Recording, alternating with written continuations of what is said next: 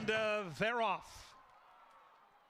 The quartet came out swimmingly with Mia's Angel in between horses, tracking out to take that early lead. Molly's Mia inside in second, then it's Island Jive. Couple lengths off those leaders. At the back of the pack is Blazing Performer. They run past the judges and bend around that first turn. Ready for their long journey up the backside with Mia's Angel and Fausto da Silva controlling the tempo and leading it by 1. Island Jive tracking that one coyly. Blazing Performer is out of last and just a length and a half behind that leader. And Molly's Mia can see them all, but just 3 lengths would cover this field from tip to tail. 24-2 for the opening quarter mile, and Mia's Angel leads it by just a half. Island Jive content to sit there in second. Molly's Mia trying to sneak up the rail. Blazing Performer is on the wide side and has 3 to make up. 48-1 to the half mile. Mia's Angel trying to take him every step of the way on the lead. That lead is down to a neck. Island Jive carving into that lead. Molly's Mia spinning the wheels. Blazing Performers going the wrong way. The favorites in some deep tapioca here as they bend around the turn and head to the top of the Canterbury stretch. And Mia's Angel turns them in. Mia's Angel by a half. Island Jive been trying to get by that one for half of this race and still hasn't done it. Into the final furlong they go, and Mia's Angel is straight and strong. Mia's Angel took the lead early, saved something for late. Flag fall to that's all.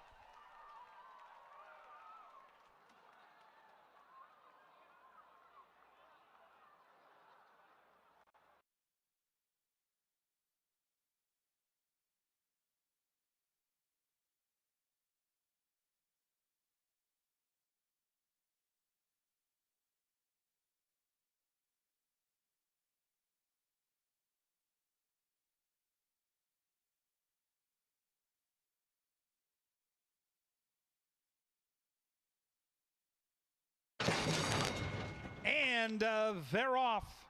Outside, Connectable took a flyer and jumps right on that lead. From in between horses, St. Serena's got some lick. So does Raven's Quest. And up the inside comes Kelsey Har and Mia Baby. And the 4 are separated by just 2 lengths. And St. Serena, the Minnesota bred, puts the neck in front. Mia Baby, the People's Choice, comes right back at that one. And those 2 have gone a length and a half clear of Raven's Quest. Some 5 lengths back to Connectable, who was out of the gate first, but is currently in last. It's a contested opening quarter that goes in 22-1, and Mia Baby wanted that lead and has it by a neck. St. Serena clinging to that one. Raven's Quest being asked the question now, trying to range in from 2 out of it and nothing from Connectable. They bend around that turn, top of the stretch, here they come, and Mia Baby spins them down the lane. Mia Baby by 2. St. Serena can't keep up. Outside, Raven's Quest is putting in a run, and here comes Raven's Quest to put the heat on Mia Baby, and we are set to battle to the wire. Raven's Quest outside, Mia Baby inside. Raven's Quest perfectly timed and wins.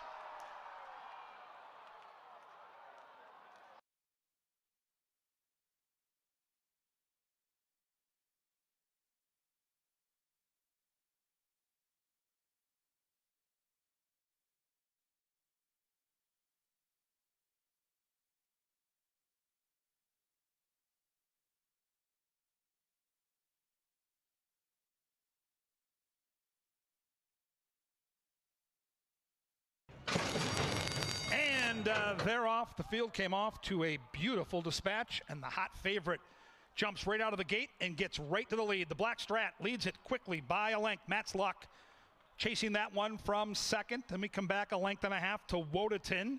Through from the inside is Syntactic, and the last horse away is Found Jordan. Past the judges, and right on by the boardwalk they go on this beautiful Saturday night in Shakopee. And Constantino Roman and the Black Strat wanted that lead, and by golly, as they enter the backstretch, they've got it. And they've got it by an ever-widening 2 lengths. Matt's Luck is still in second. Then we come back 3 lengths to Wodaton. Wodaton shading Syntactic to the inside, and at the back of the pack is Found Jordan, but just 6 lengths from front to back. They went 24 flat to the opening quarter mile, and they get to that far turn. And the Black Strat is still in control of this race, and it's still a 2.5 length lead. Matt's Luck has been in second throughout. And Syntactic, who goes off with the late money as the favorite, now is closing in smartly, and the complexion changes as they bend around the turn, and Matt's Luck waited and can wait no more and puts the nose in front. The black Strat tested on the front end, and Syntactic trying to reap the benefits of those two dueling as they head to the top of the Canterbury stretch. And here comes Syntactic, roused to the lead by Victor Santiago. Matt's Luck made that big move, but that move is going to be second best because Syntactic was last early, but he's going to be home first tonight. Syntactic with the late steam at 7-5, rolling to victory.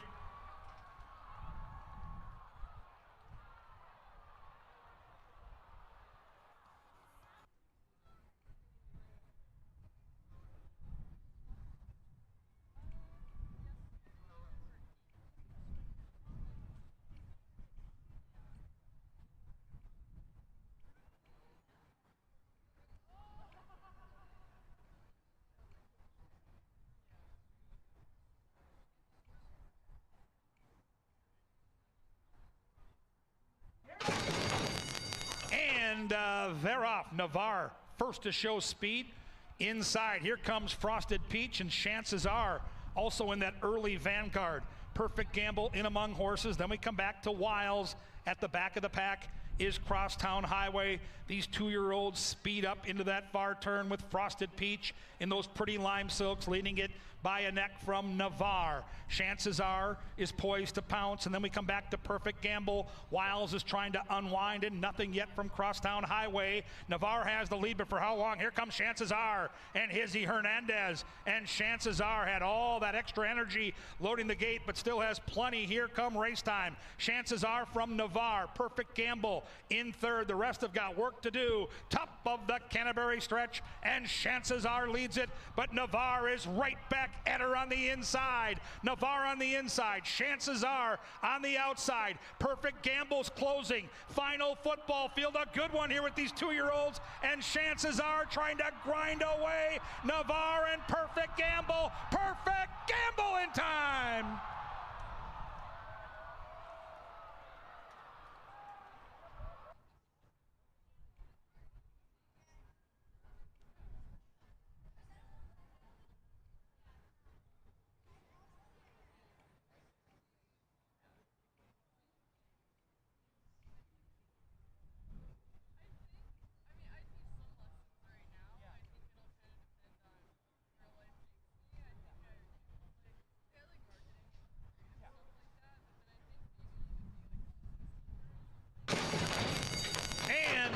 They're off. Speed right from the hop from Desert Glow, and Desert Glow grabs that lead. It doesn't last for long because here comes Badger Kitten to take that lead away as they run into that first turn, and Badger Kitten and Desert Glow all out ding-dong pace battle up front. They've already gone 6 clear of Warrior Lady. Fall Moon hugging the inside, and right there from Collier. And boy, the field really strung out as they bend up the backside, and Desert Glow took the late betting heat and goes off at even money and leads it now by 3 parts of a length. Badger Kitten continues to badger that one on the inside, and they've been trading punches through the first half of this race. And now Badger Kitten is within a neck. Desert Glow repels the bid. Warrior Lady getting the dream trip, but still has 8 lengths to make up, and Fall Moon is starting to unwind from 10 back. 46 and 3, a taxing half mile for Desert Glow, who dispatches of Badger Kitten, and Desert Glow quickly leads by 3. The others sense the warning call, led by Carlo Lopez and Warrior Lady. She's carving into that lead, so is Fall Moon, but they've got ground to make up as Desert Glow, with a peek behind by Eddie G. He's got a 7-length cushion. Desert Glow glowing indeed to the top of the Canterbury stretch. Outside comes Warrior Lady. Inside comes Fall Moon. A furlong to go, and Desert Glow won the battle. Now can she win the war? She's still got a 7-length lead. It's a final.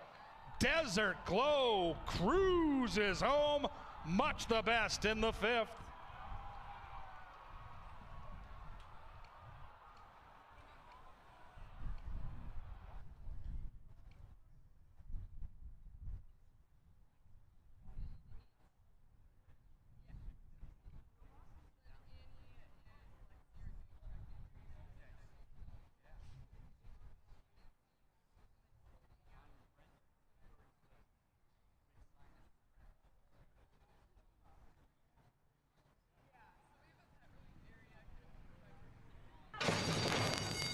And they're off. Oscar Quiros with another beautiful start. And there goes I'll Make Bank. I'll Make Bank quickly out there to control the race early on. What's your objective is there in second. Up the inside comes Burn Boss. Then we're back a length to the Ghost. Shading that one as Ramblin' Gamblin' Man. Second last is Latin Force, and at the tail of the field is the gray, Mr. Insensitive. I'll Make Bank, making the front easily through a 23-2 opening quarter mile. And I'll Make Bank has a 6-length lead on What's Your Objective.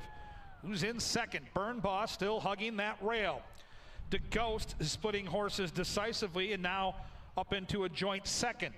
Ramblin' Gamblin' Man's got 8 to make up. Nothing yet from Latin Force, and Mr. Insensitive has got 11 lengths to make up. 47-1 for the half mile, and I'll Make Bank looking to make all the bank by taking this field wire to wire.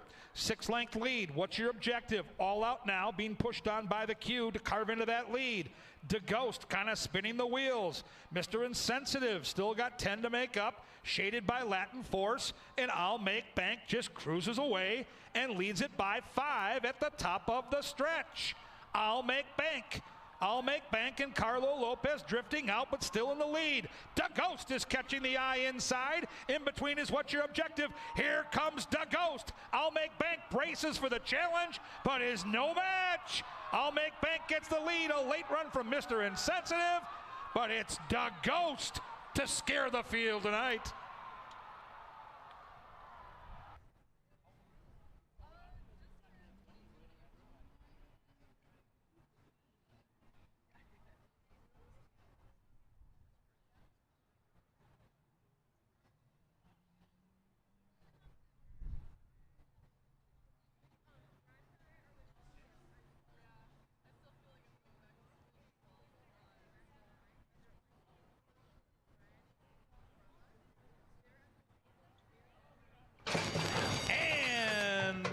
They're off. A stumble for Call 'Em All, and Call 'Em All lost about 5 lengths at the start. There goes Island Bender to the lead. Island Bender from the gray, Foxy Zora. In between horses comes Kinda Kismet. Then it's Divine Gift shading that one. Inside is So Thrilling. Extra Indies already got 7 to make up, and way at the back, the slow starting Call 'Em All. It's Island Bender who leads it by 3/4 of a length from Foxy Zora. So Thrilling and Kind Kismet are closing in coyly, and the others have got 8 lengths to make up, led by Extra Indy, who's closing in nicely.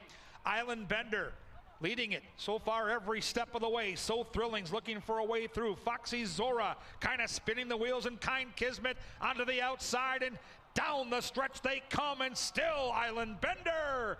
Island Bender there. Foxy Zora been chasing all the way, and now Foxy Zora puts her mind on running, and Foxy Zora goes right on by. Foxy Zora.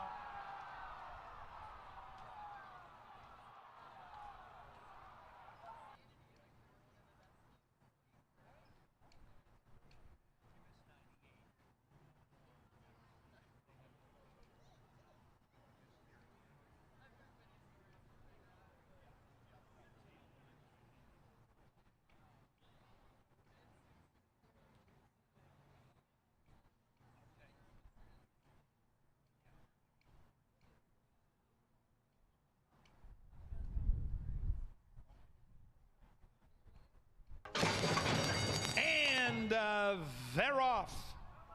In between horses, Lake of Fire flashes some speed. Down on the inside is the gray Baby Nova, and one from the rail is Mendelssohn's Music.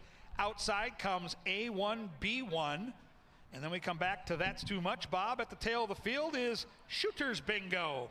Inside, it's Mendelssohn's Music. Shading that one is Lake of Fire. A1B1 getting the perfect trip in third. Gap of 4 back to That's Too Much, Bob. Then it's the gray Baby Nova. Retreating is Blushing Bee, and closing in is Shooter's Bingo.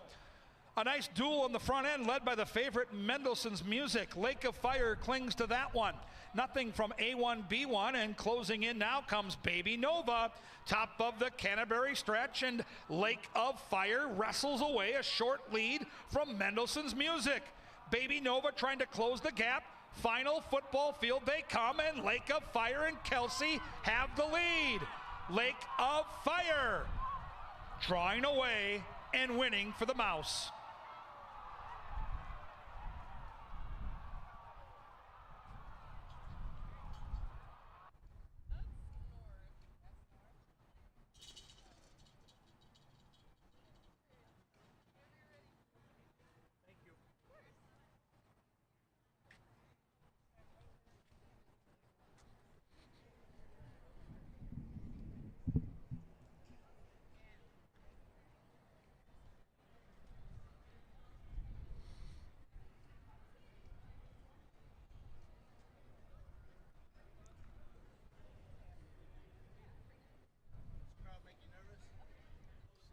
Ladies and gentlemen, please rise if you're able and remove your caps as Mr. Paul Quinn leads us in the national anthem.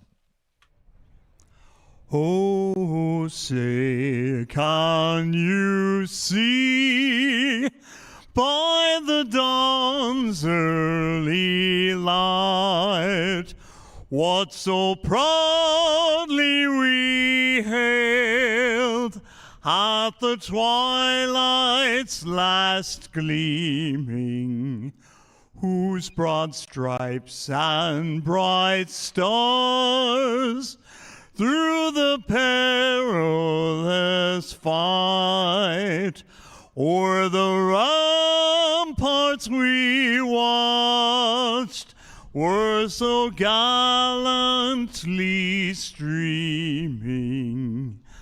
On the rocket's red glare, the bombs bursting in air gave proof through the night that our flag was still there. Oh, say, does that star-spangled banner yet wave o'er the land of the free and the home of the brave?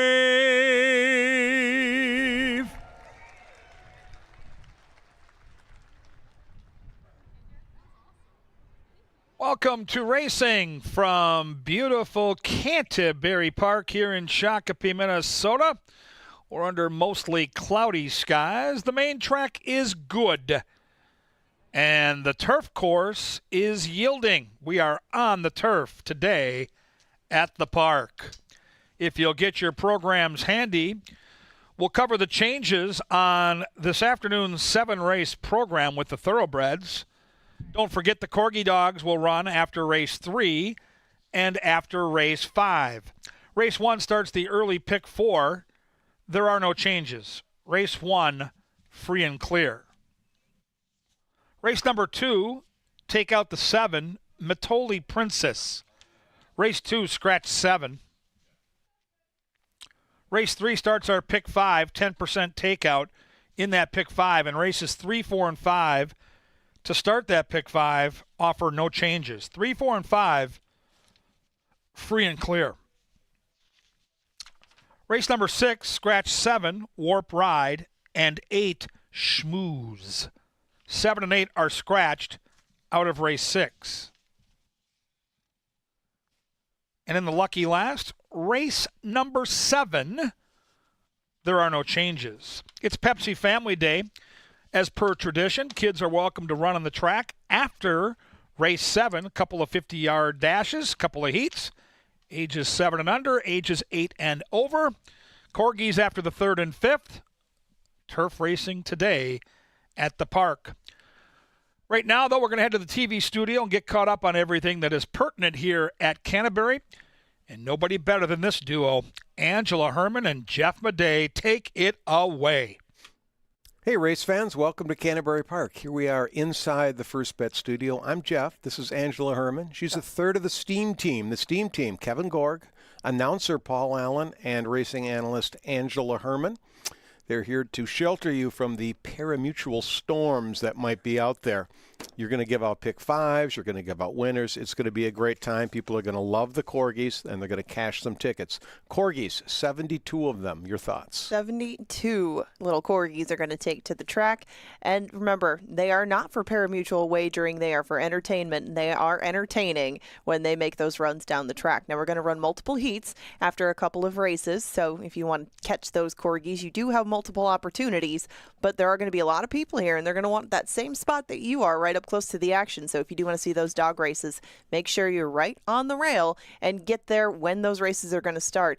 It does, you see a lot of people going back and forth between the paddock and the track, but all eyes are going to be on the track when the Corgis take the track today. And the Best in Show is not too far behind. They're going to meet some of their competition not too far in the future. I met a Corgi this morning. We went down to WCCO TV. And that Corgi's name was Spumoni. I've got a good vibe from Spumoni. I can't figure out where she is in this list here. I think Spumoni's raced here before. Yeah, Spumoni, Spumoni has raced on multiple surfaces, on the dirt and then also in the snow. Snow. She's a snow Corgi. I like Spumoni. I don't know where she is, but a friendly sort. So that's my pick. If you see a Spumoni wandering around, that is Jeff Madey's pick. And, of course, they'll be providing the action down on the track, that being both Kevin and Paul. Might give you some insight, too, when they see those Corgis come onto the track. I mean, Kevin's a body language expert. Corgis are no exception. And remember, those are not for wagering purposes. Side wagers only, and strongly encouraged. 3-1. I found it. Heat 2, number 4, 3-1 on the morning line for Spumoni. All right, there you go. That's an official inside tip. Now to the horse racing side of things, the Loeffler leaderboard shows us Harry Hernandez still in the lead, but we talked about the contentious colony from the start. Do you picture anybody in this group having a particularly good day? Because I thought that Constantino Roman was going to have a good weekend. I got Gallardo on a couple, and I thought that earlier in the week Alonso Quinones was going to pick up some wins, and I mean he has, but it's remained fairly similar down below as far as the riders that are behind Harry, but they've all had very good seasons for themselves. I got Eddie G in the opener. If he wins the opener, then it's going to be a very good day. Okay, there we go. That's your key on that one, and I think that Roman might win the opener, so we shall see. The trainer side of things, contentious as it has been throughout the season, but Jose Silva did get another win, got one up on Tim Padilla, that margin from 3-4, but still maintaining a very, very close race with all of these guys. And Minnesota breds, again, start to fill up more of these races as the season goes on. There's a lot of Minnesota bred power in that barn, and a couple of other ones too. This one is going to come down to the end. You got Timmy P winning the opener, huh? With Roman. Okay, well, we'll see. Something's got to give. We shall see. Something does have to give with those 2-year-olds, but those are some of the most exciting races of our meet. Here's the remaining calendar with racing this week. Yes, indeed. Now, we do have racing, as you can see, with varying dates, but we got 20th, 21st, and then we go back to just the Wednesday, but then we'll pick up one more Thursday at 4 o'clock. Remember, we start these last races of this last week at 4 o'clock just to get some daylight in there. We don't have lights on our turf course, so if we want to run as many turf races as possible, we buy ourselves that extra hour on the front end of those cards. How about Thursday? It's something we started about mid-meet, the $2 Thursday. It's been a lot of fun. You love the DJ. There's a DJ out there on the deck. It's pretty cool. Well, yeah, and he's out there entertaining people between the races. And if you don't, if you didn't come for all of the horse races and you want to just get some sun and soak up a little bit of that fresh air on the apron, you got a DJ out there. You got $2 beers. You got 2-for-1 hot dogs. You got all kinds of reasons to come out here, and they aren't going to cost you that much. So on those Thursday cards that have been very good and have included quarter horses, all the more bankroll for your wagers, and hopefully you're winning. There goes Jeff Materials right off the front of the first bet desk. But Thursday, we start with quarter horse racing. 4 quarter horse races, including our biggest races of the year. The Northlands Futurity, $71,000 purse in the Canterbury Park Quarter Horse Derby. Always good. Relentless Rocket. I assume that South Dakota bred will be the favorite in that race. I would assume so. Yeah, but fastest qualifier. This is definitely Jeff's favorite race of the summer, the Northlands Futurity. And that one is always very contentious, too, because we do run a few trials for it. And there's different factors in those trials, I think, this year that'll come into play, including the draw for some of them, how you want to factor that into the final, the riders that inevitably have to make some choices in these finals, and to see how they all shake out. Thursday is going to be the highlight day for those quarter horses. And, of course, that means you're going to want to listen to what Jeff has to say about those. the resident quarter horse expert in the house. It'll be fun. It's really going to be a good night of racing. And then we come back Saturday with another event. Well, a couple of things. A lot of things, actually, on Saturday when we race at 5 o'clock. But Canterbury Uncorked. It's a wine tour around the building. It's a lot of fun. Right. Yeah. If the Northlands is one of your favorite days, Uncorked's got to be one of mine, right? And Uncorked is one of those events that suits to a lot of different wine drinkers. You'd think that maybe if you just like red or white, that's fine. But no, there's all sorts of different varieties, and there's going to be some local partaking in the Uncorked. So if you want to try something maybe in the area that you've driven by or you haven't seen yet, you can come check it out. And Uncorked is a good opportunity to maybe expand your wine palate a little bit and do it in a small area for a low cost. Think they'll have any cheap Spanish wine? Oh, that is your specialty. Yes, cheap Spanish wine aficionado as well. If quarter horses and cheap Spanish wine night ever came together, Jeff may never leave. I'm going to talk to Jennifer Lauerman. And by the way, Jennifer Lauerman, our boss, the vice president of marketing. Happy birthday, Happy birthday, Jennifer. Absolutely. We missed the donuts, but Teddy P delivered them right up here to the press box. So fantastic. But write that down. Another one of my... I've given her multiple harebrained ideas since she started here. This is another one. Cheap Spanish wine over ice along with quarter horse racing.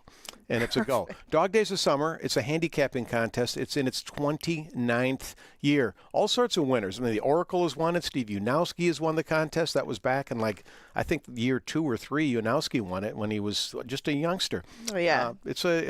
Gorg has won the thing. So it's pretty cool. But it's a handicapping contest that could send you to Vegas, where like Ray Hassan, one of our resident handicappers here and players at Canterbury, won $200,000 last year. Well, and one of the best things about the contests here, including Dog Days, this is the brainchild of Jeff Madej. This spawned all kinds of different contests of its kind across the country, but Dog Days was the very first, and he can tell you everything about it, including previous winners, the rules, strategy, all of it. If you want to check out more information, you can go on the website, or you can ask Jeff, because he knows that contest forwards and backwards, and we want you involved in it. Check it out today. If you do well in that contest, you could parlay it right into a yearling. Why wouldn't you? That's Buy your true. own racehorse. There's a sale. It's coming up next Sunday. We race next Sunday at 1, and we have a sale right after that, a yearling sale. Buy a lot horse. of Minnesota breds. You could buy one. Buy a handful of horses if you want. Yeah, if you win the Dog Days, or if you have a good day at the races today, or even if you just want to see what a horse sale looks like. It's open, there's different sales where you have to register, you can't get in the door, you got to travel a long way. Not the case. You can come and take a peek into this sale, see how it's done, hear how the pedigrees are read, see the horses come through. If you just haven't seen it up close and personal and you want to check it out, you're welcome. And remember, that is on Sunday, August 24th, right after the races conclude. We need a bet of the day so we can get things going here. Something to look forward to. It looks like race 5. You've picked something. There's something on the line in race number 5, as you well know.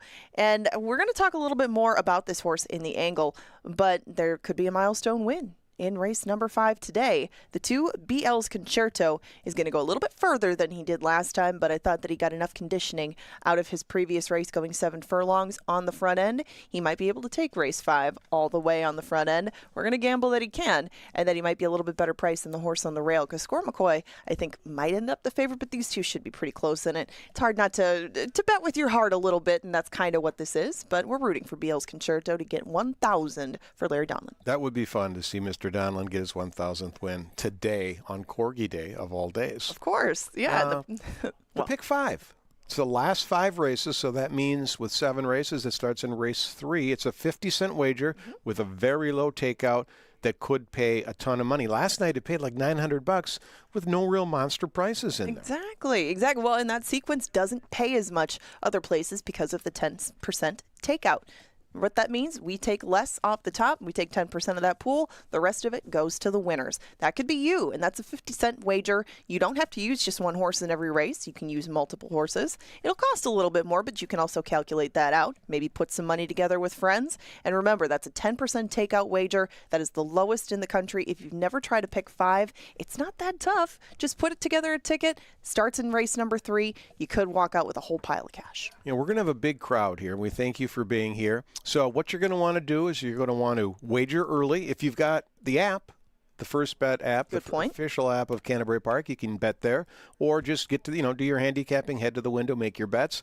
Eat early. There's a million different places to eat. A million? Well, quite literally 1 million. And if you stop at $999,999, try again. It's there's so many things to do here at Canterbury, but do them early because we're going to have a big crowd. It's going to be fun. Corgi Day is always big. It's probably our last really huge crowd of the year as we approach the state fair and school and kids going back to college and things like that. So today's a day to celebrate the weather. I can see the sun is shining out there right now. It's going to be beautiful.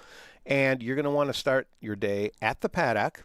For today at the races, Kevin Gorg will be there along with Paul Allen. They're going to go through each and every race. They're going to give you some winners. Ange will be down in the paddock as well. She'll have a pick 5 ticket for you. There's no excuse to not leave here a winner and have a great time doing it. So thanks for joining us. Ange, we'll see you in the paddock. Everyone, have the time of your lives right out here at the park.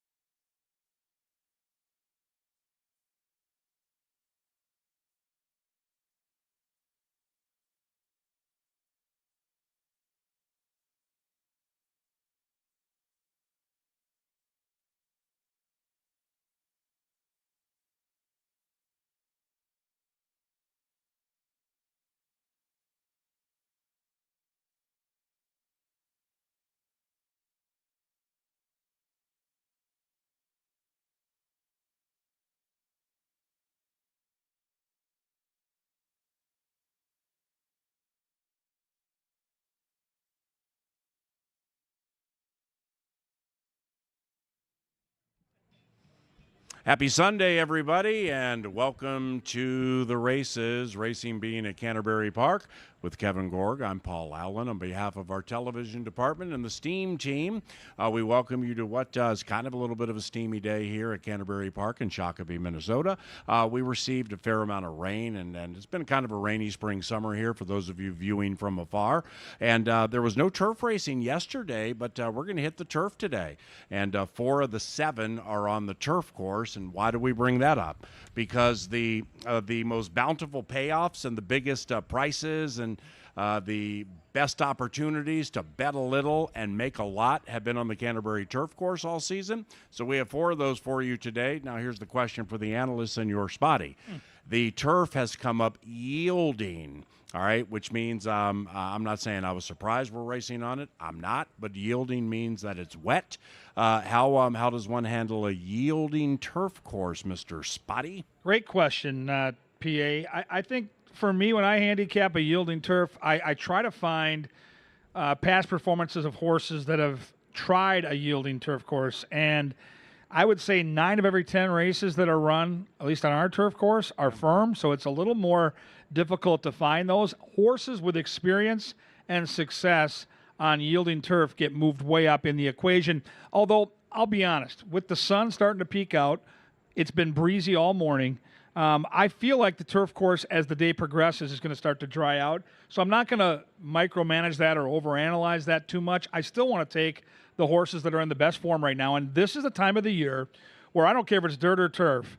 It's been a grind, and you want to see horses that have had a freshening, that aren't rushing back inside of 2 weeks, because at this point of the season now, I want a horse that's doing this, not a horse that's going that way, and you're going to see a little bit of both in the final month. Well, the key to that, given the majority of the people here at Canterbury today, in fact, probably more than 96%, will not be handicapping out of daily racing form or Brisnet or wherever you get past performances. So the big key is listen very closely and intently to the analysts, not only here with the Today at the Races and the pre-race show provided by Touchdown Tile and TouchdownTile.com, but when Kevin and Angela are in the paddock, they go over things like that. Just listen very closely for those turf races and even races like the first, where 5 of the first 6 are debuting.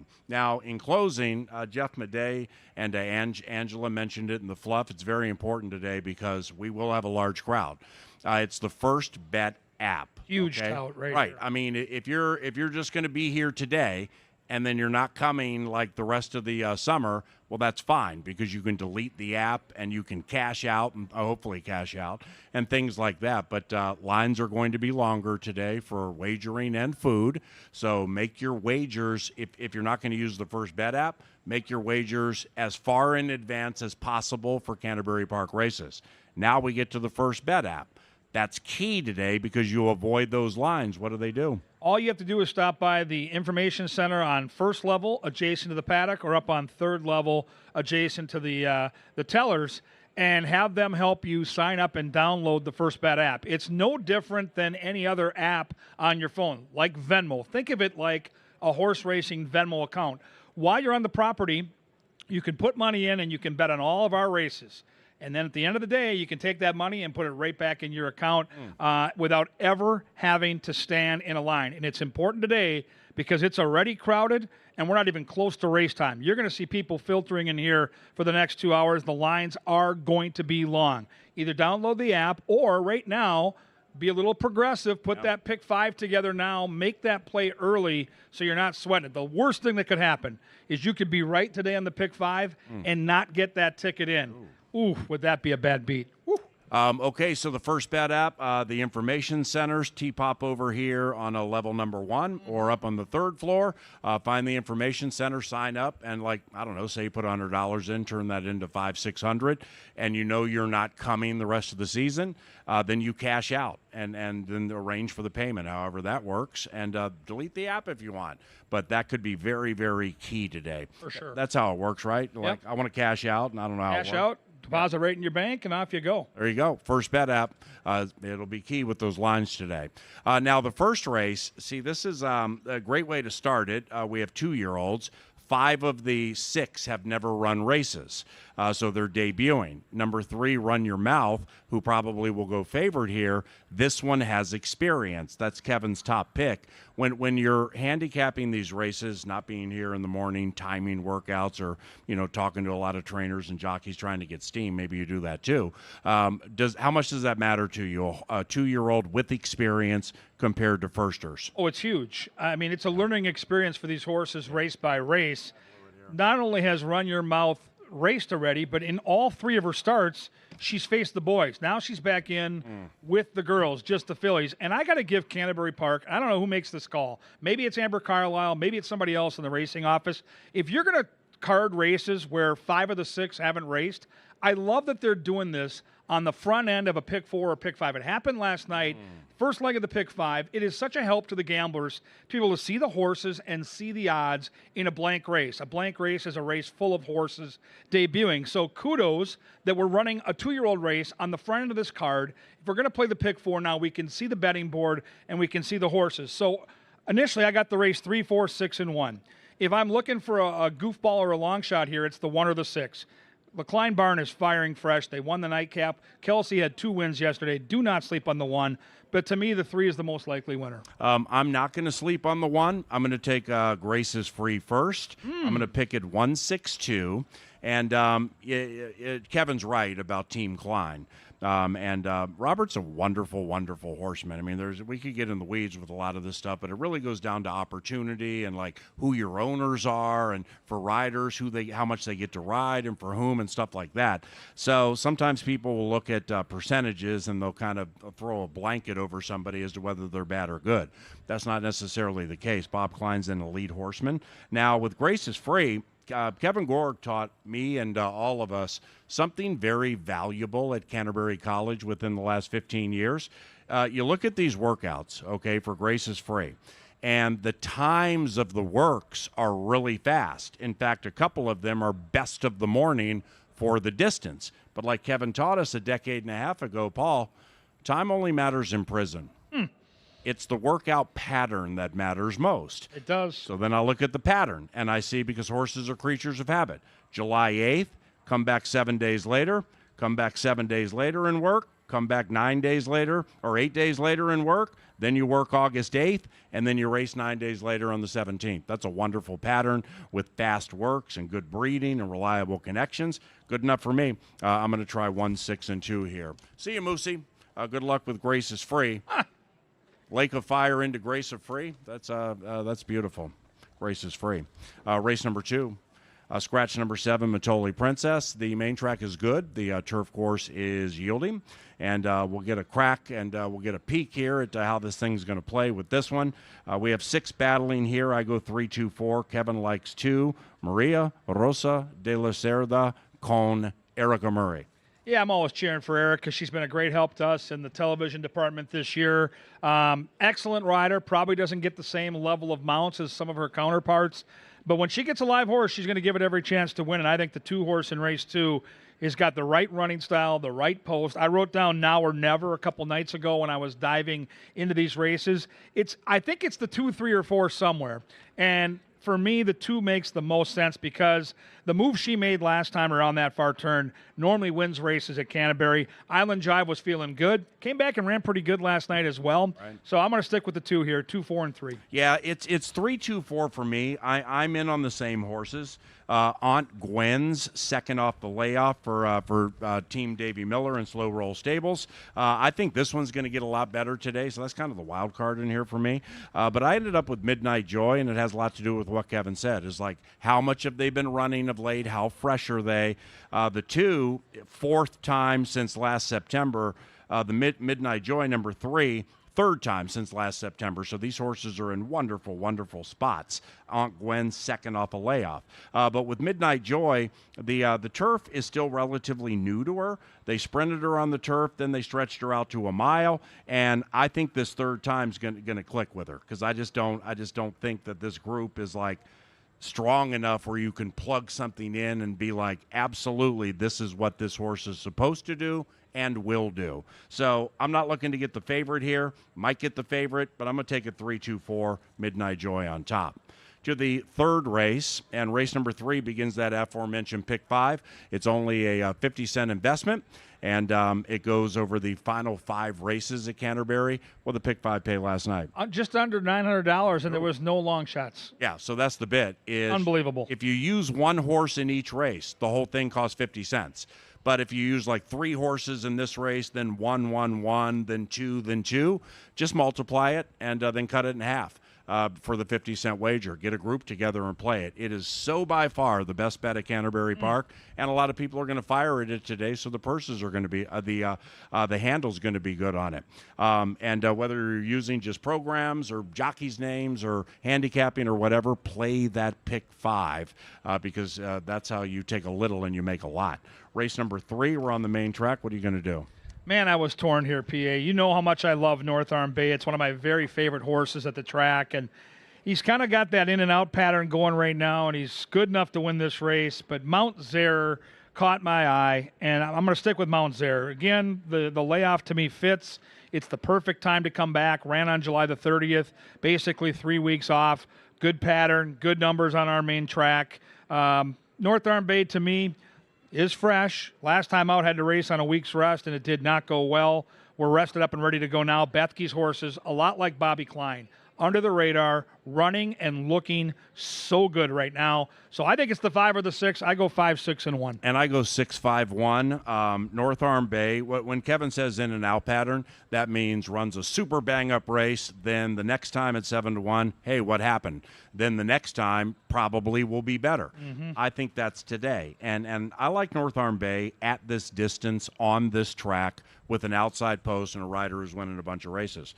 So we're 4 of 7 in the top 3 at the distance and 2 of 7 with victories. So I'm with you on that in and out pattern. And we have a little class drop here. So this is going to be a win bet for me if I can get 5-2 or higher on North Arm Bay. I pick it 6, 5, and 1. Race number 4, that's on the turf. The biggest payoffs this year have been on the Canterbury turf course. No scratches, no rider changes. Chasing the 1 is the 2-1 morning line favorite. The Quinones-Padilla tandem this year has been quite profitable. Sarge's Sermon for Team Teddy G.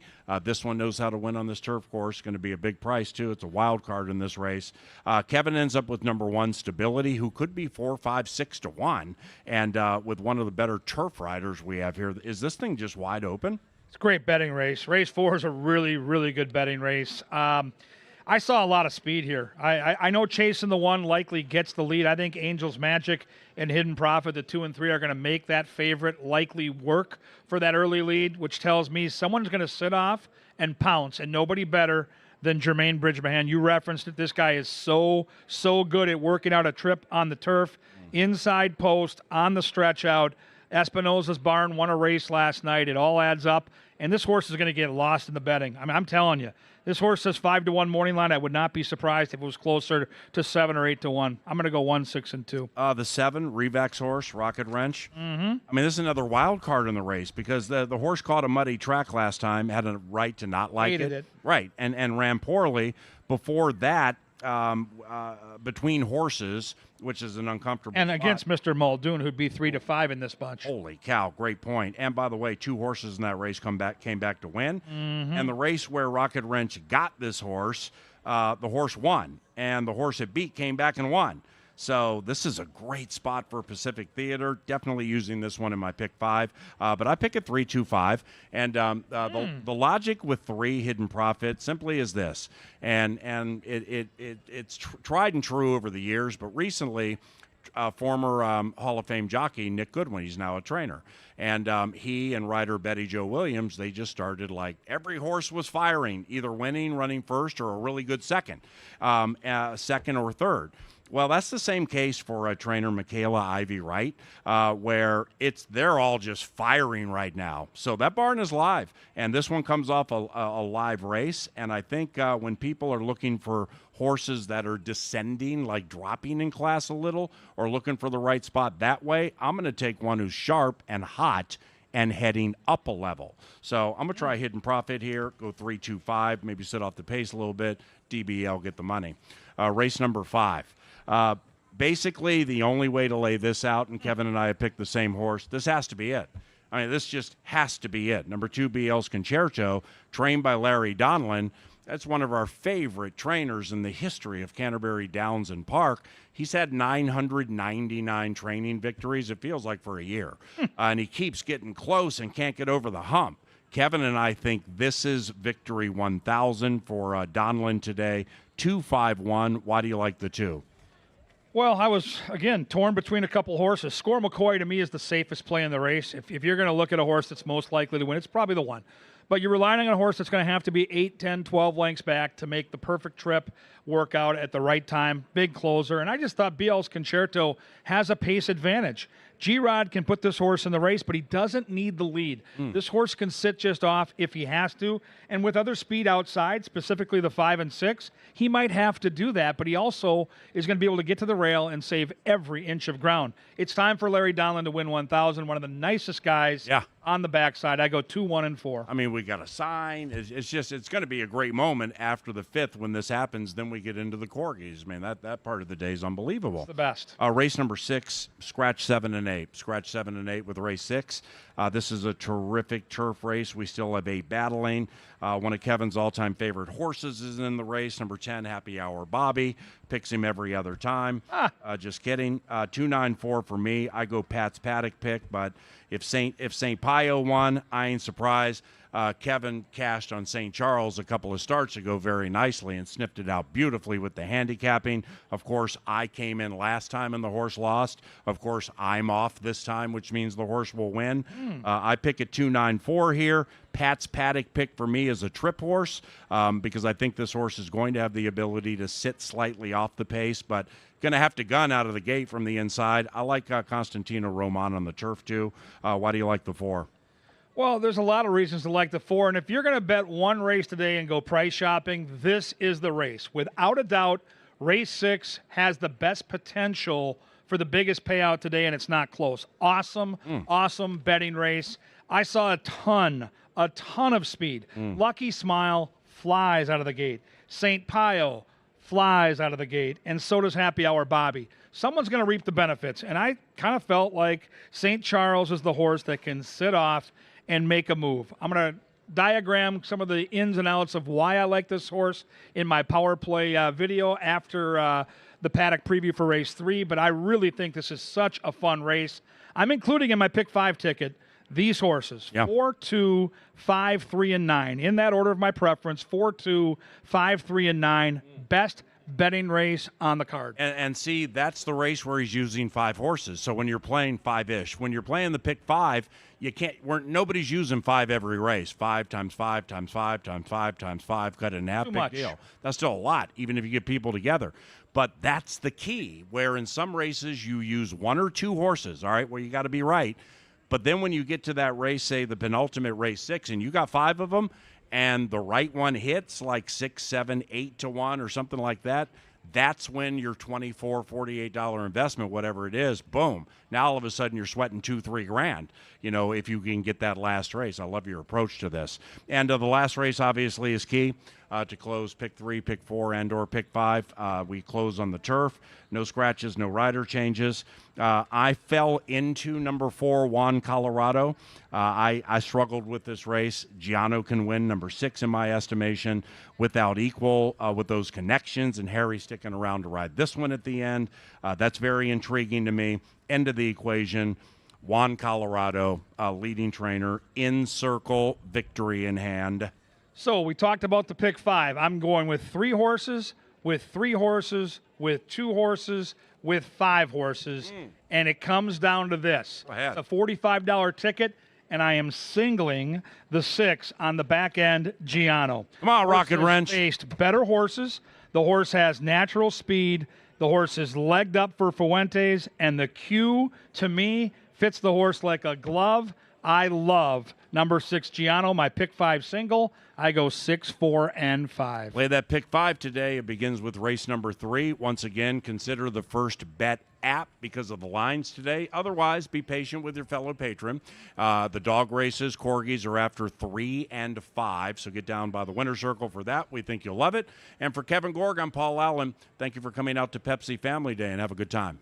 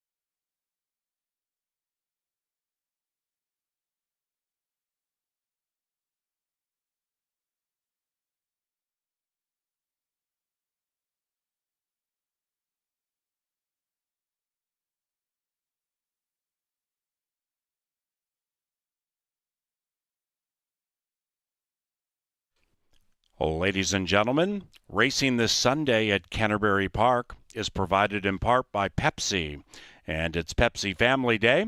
Also, Apple Autos, Tri-State Bobcat, Jim Beam, John Deere, Quick Trip, Loeffler, providers of the First, Maker's Mark, Minnesota Lottery, and Anheuser-Busch.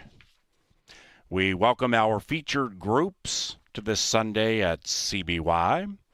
They include Kieran's Birthday Bash, Choice Electric, Ishan's Family Gathering, and the Wakely event. The 2-year-olds are approaching the starting gate for the First.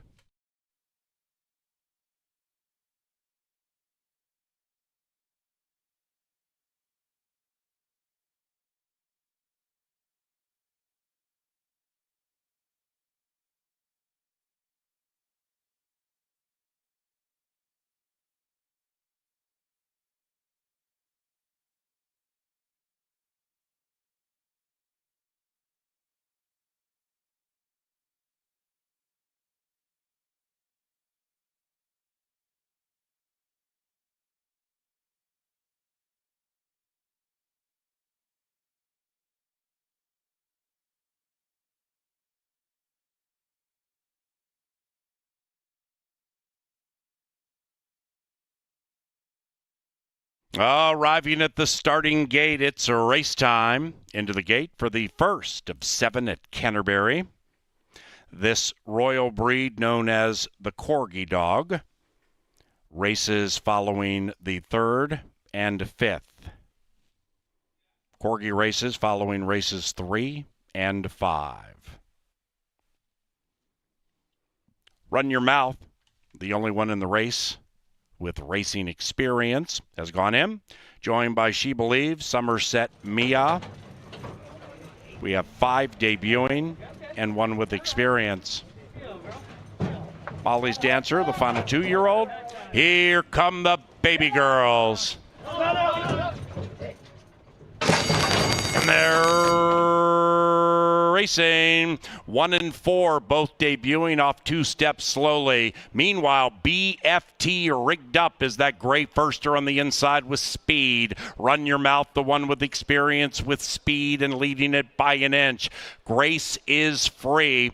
Grace is Free comes storming up just off the heels of the leading 2 and is absolutely full of run. Just had to check, angling to the outside. She Believes joins that one, and they both take off together. Then we come to Somerset Mia. Molly's Dancer is last and 6 out of it. Up top, Run Your Mouth is to the inside of a couple of firsters who mean business. Grace is Free between them, and She Believes is outside of that filly with Run Your Mouth now back in 3rd, and the other 3 are far, far out of it. Grace is Free is refusing to give them mercy, and Grace is Free and Kelsey Haar have taken off inside the final 250. Number 1 is number 1 in race 1, and the Grace was Free.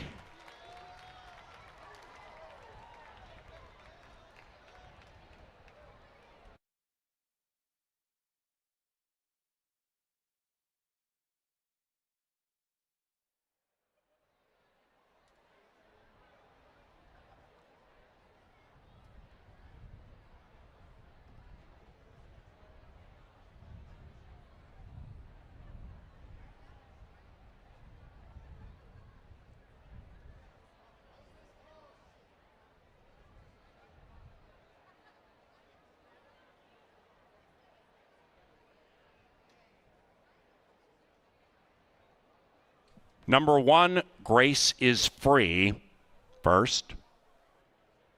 1-3, and a photo for the show. So stand by.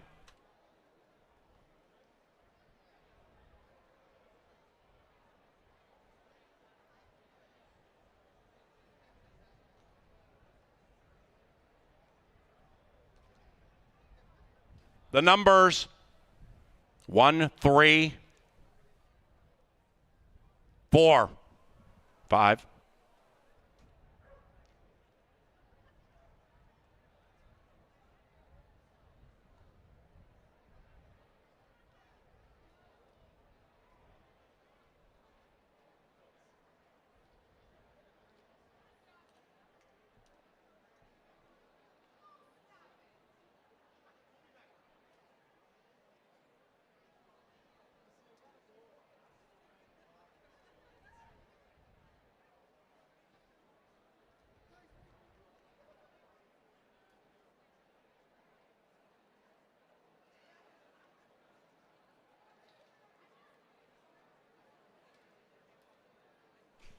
And race 1 is official. First exacta $15.20. Our first 50-cent trifecta paid $20. It paid $20 and a nickel. 50-cent trifecta 134. First superfecta $14 and change. That's only a dime. Race number 2 is the first of 4 turf races today. And the turf course is listed as yielding. That rails all the way to the inside. Scratch number 7, Matoli Princess. Race number 2 takes off about 140.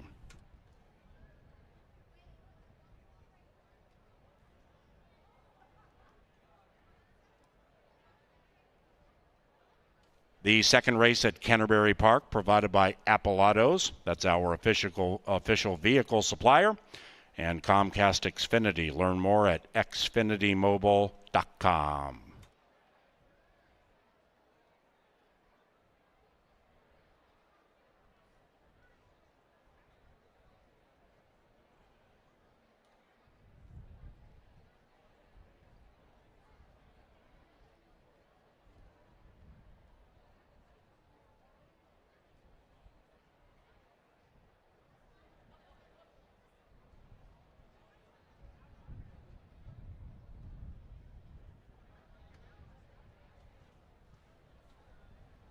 Grace is free in front of us now.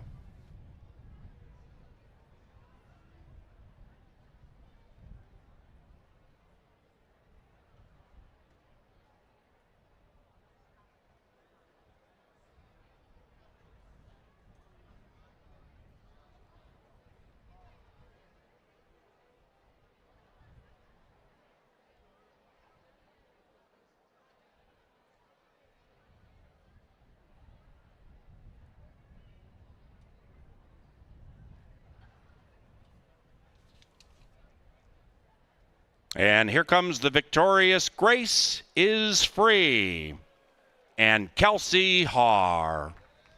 The winning owners, Dream Chaser Thoroughbreds, and the winning trainer, Bob Klein.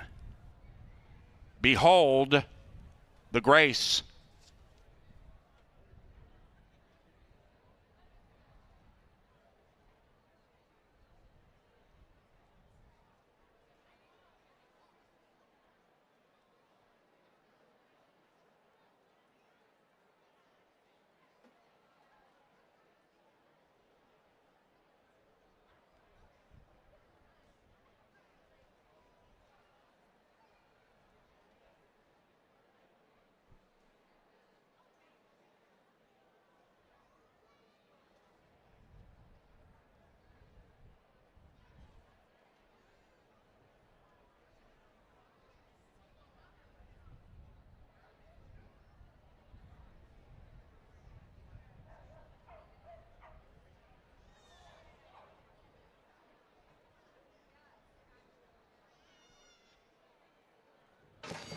And they're racing. 1 and 4, both debuting off 2 steps slowly. Meanwhile, BFT rigged up as that gray firster on the inside with speed. Run Your Mouth, the one with experience with speed and leading it by an inch. Grace is Free. Grace is Free comes storming up just off the heels of the leading 2 and is absolutely full of run. Just had to check, angling to the outside. She Believes joins that one, and they both take off together. Then we come to Somerset Mia. Molly's Dancer is last and 6 out of it. Up top, Run Your Mouth is to the inside of a couple of firsters who mean business. Grace is Free between them, and She Believes is outside of that filly with Run Your Mouth now back in third, and the other 3 are far, far out of it. Grace is Free is refusing to give them mercy, and Grace is Free and Kelsey Haar have taken off inside the final 250. Number 1 is number 1 in race 1, and the Grace was free.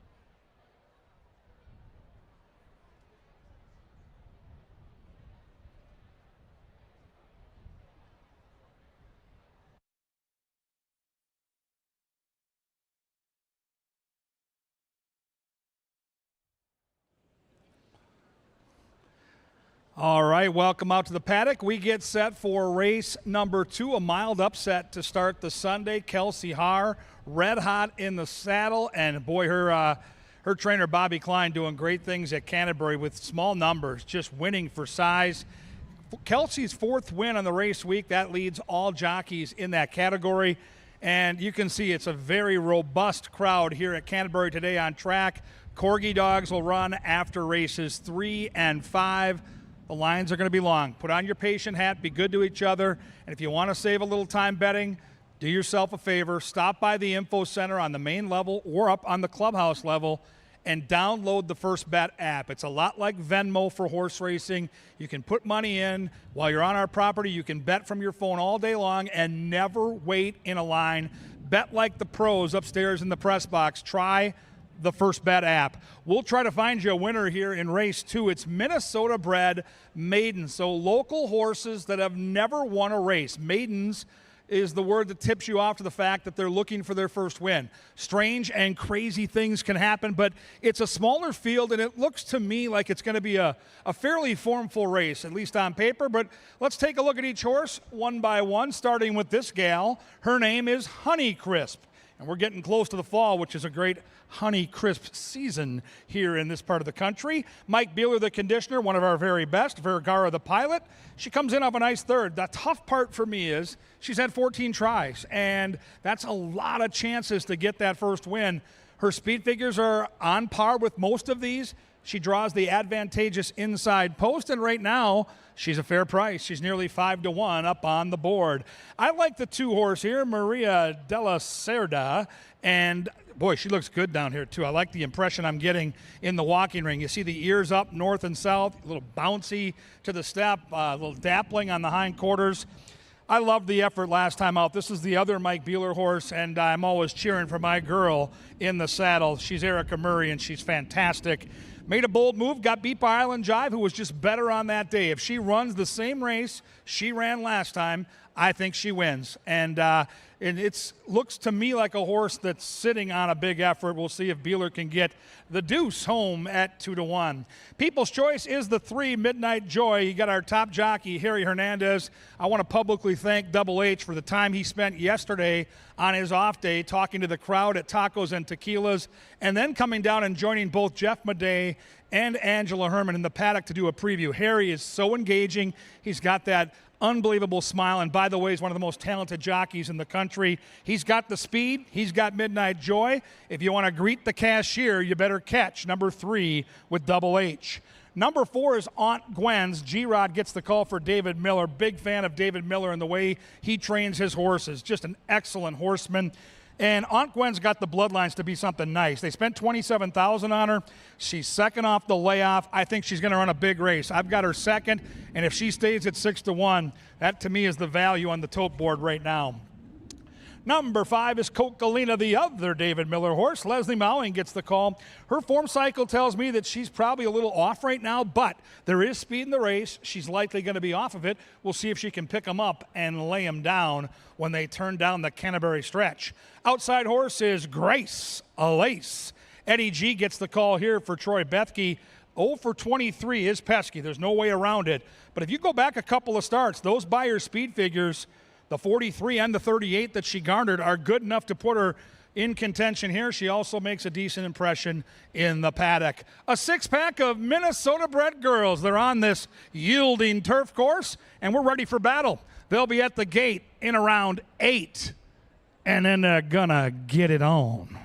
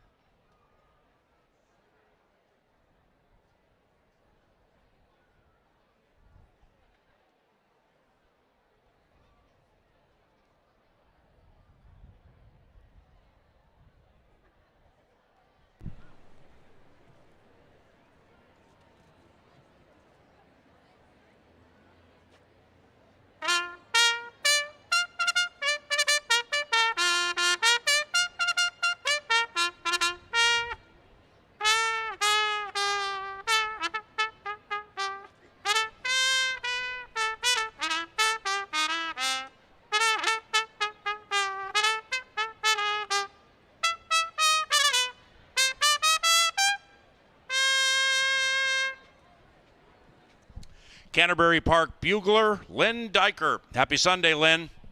Good seeing you, bud. He brings them onto the track to head to a yielding turf course for the second race. And scratch number 7, Matoli Princess.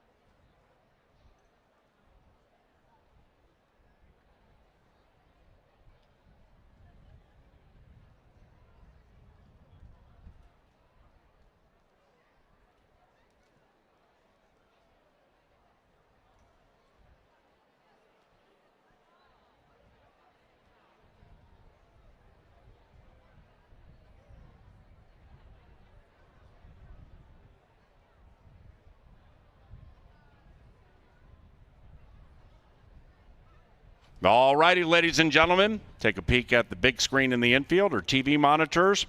It is time to reveal our 3 Culver's Canterbury Kids of the Day.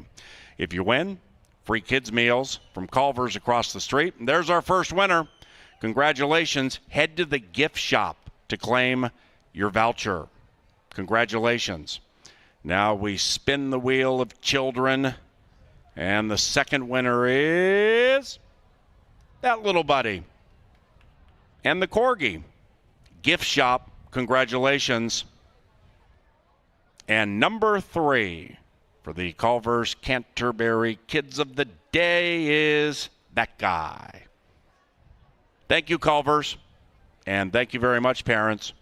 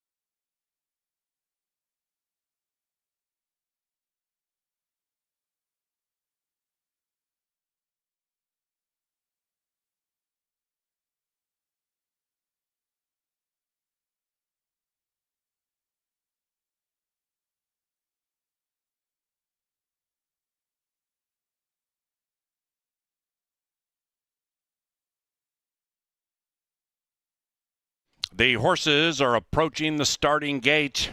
Get those wagers in for race 2 as quickly as possible. And don't forget, due to the large crowd at Canterbury today, we encourage you to make your wagers on all Canterbury Park races as far in advance as possible.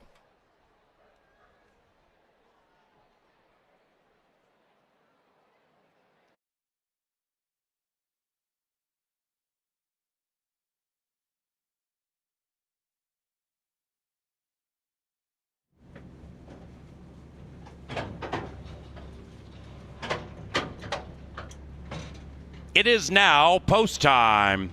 Into the gate for the Schumann Family Fiesta. Out in front.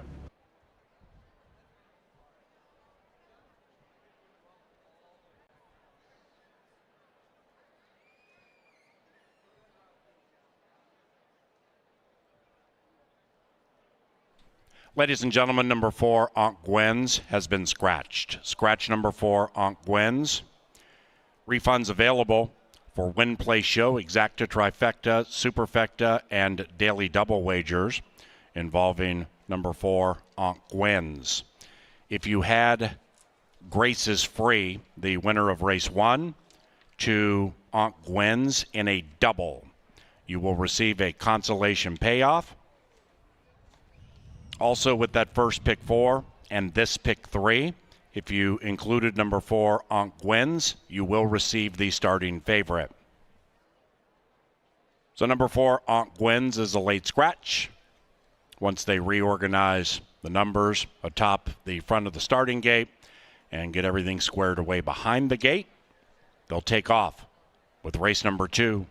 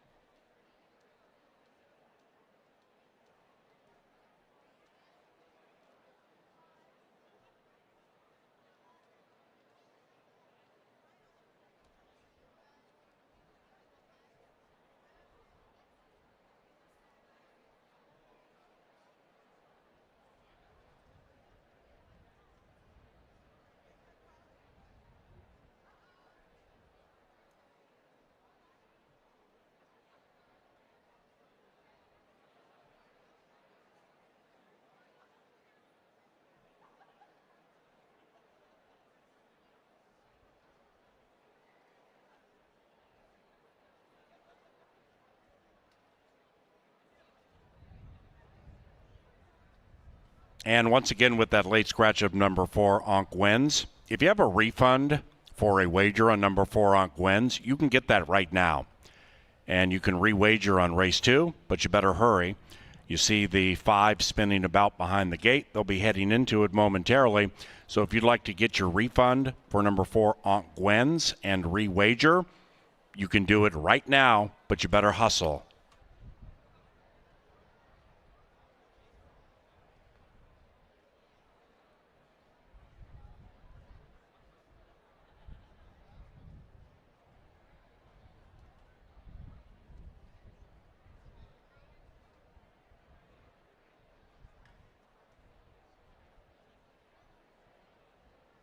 Back in.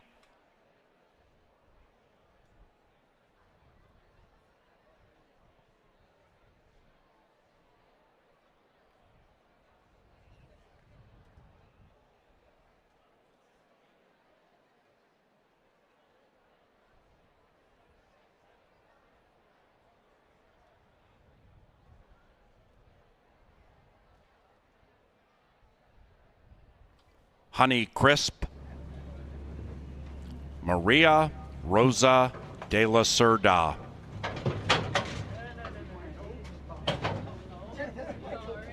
Cocolina, Midnight Joy, and Grace Lace.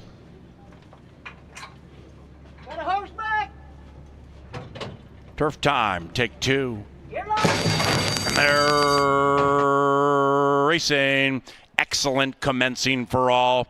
Midnight Joy finding joy on the early lead at 3-2. Midnight Joy leads it with a lap to travel. Grace Lace, one of the longer shots in the field, lays second. Then it's Maria Rosa de la Cerda. That one at 4-5 is 5 lengths from the lead into the inside of Cocolina. Behind them is Honeycrisp, and the 5 are separated by 7 as they head around the turn. And as they're about to negotiate the barn side, Midnight Joy calls the shots all by herself and does it reasonably on the yielding going. It is Midnight Joy in the leading man by 3. In second is Grace Lace. Then it's Maria Rosa de la Cerda pulling Erica Murray out of the saddle and advancing to the inside of Grace Lace. Cocolina 5 out of it, and Honeycrisp is now 10 lengths rearmost. Into the far turn they go. Midnight Joy still calling the shots. As the birds scatter, Midnight Joy is pushed on by Harry Hernandez, opens up by 2. Grace Lace is next. Then it's Maria Rosa de la Cerda beginning to unwind from behind to the outside.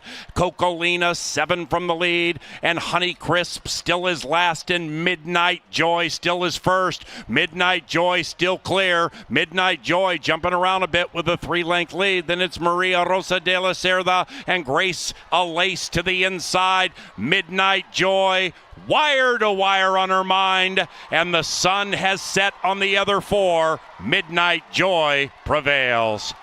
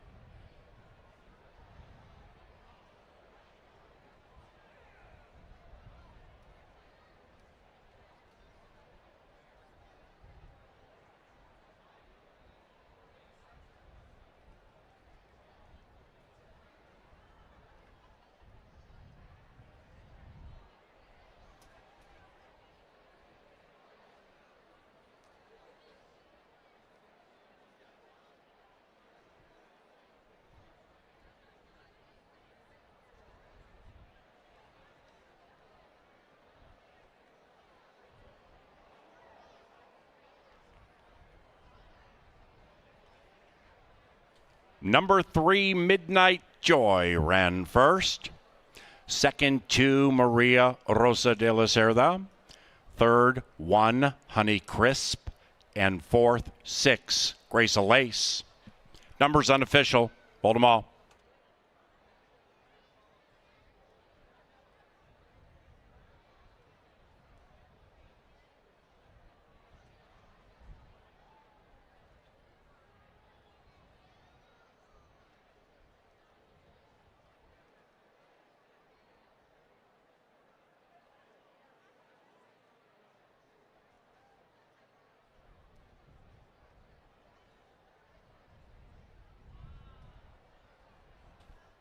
Race 2 has gone official.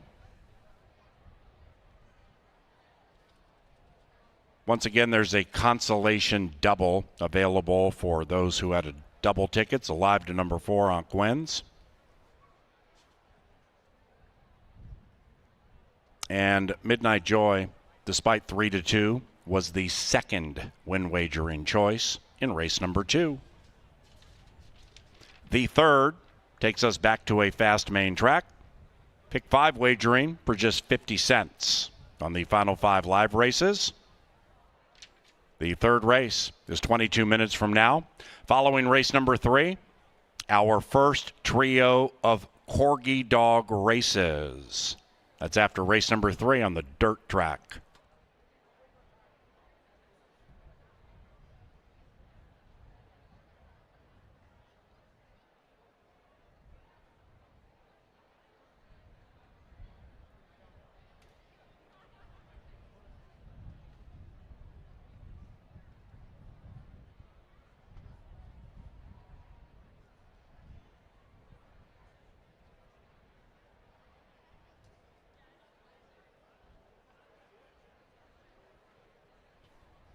It's a Fields family reunion in the winner's circle. Midnight Joy is victorious, and the winning rider is our leading rider, Harry Hernandez. The winning owner, who just rang the bell for the Backside Foundation and Ministry, is Joy Gora and tailored for Gold Stables. And the winning trainer, Patrick Fields. Midnight Joy is a 4-year-old brown filly by Midnight Storm out of Trizell, bred of Minnesota by Redson Equine. With that bell ring for horsemen, that means the Chapel Ministry and Backside programs benefit, providing essential resources and services such as education, mental, and physical health, supporting those who live and work on Canterbury's backside. Thank you.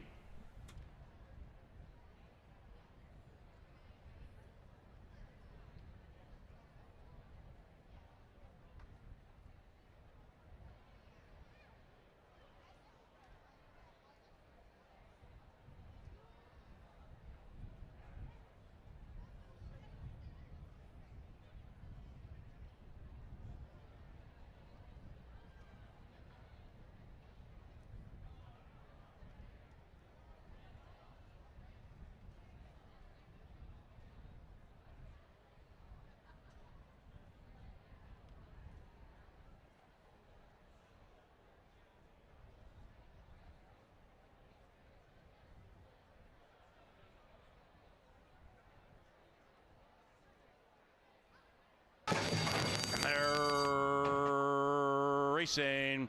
Excellent commencing for all.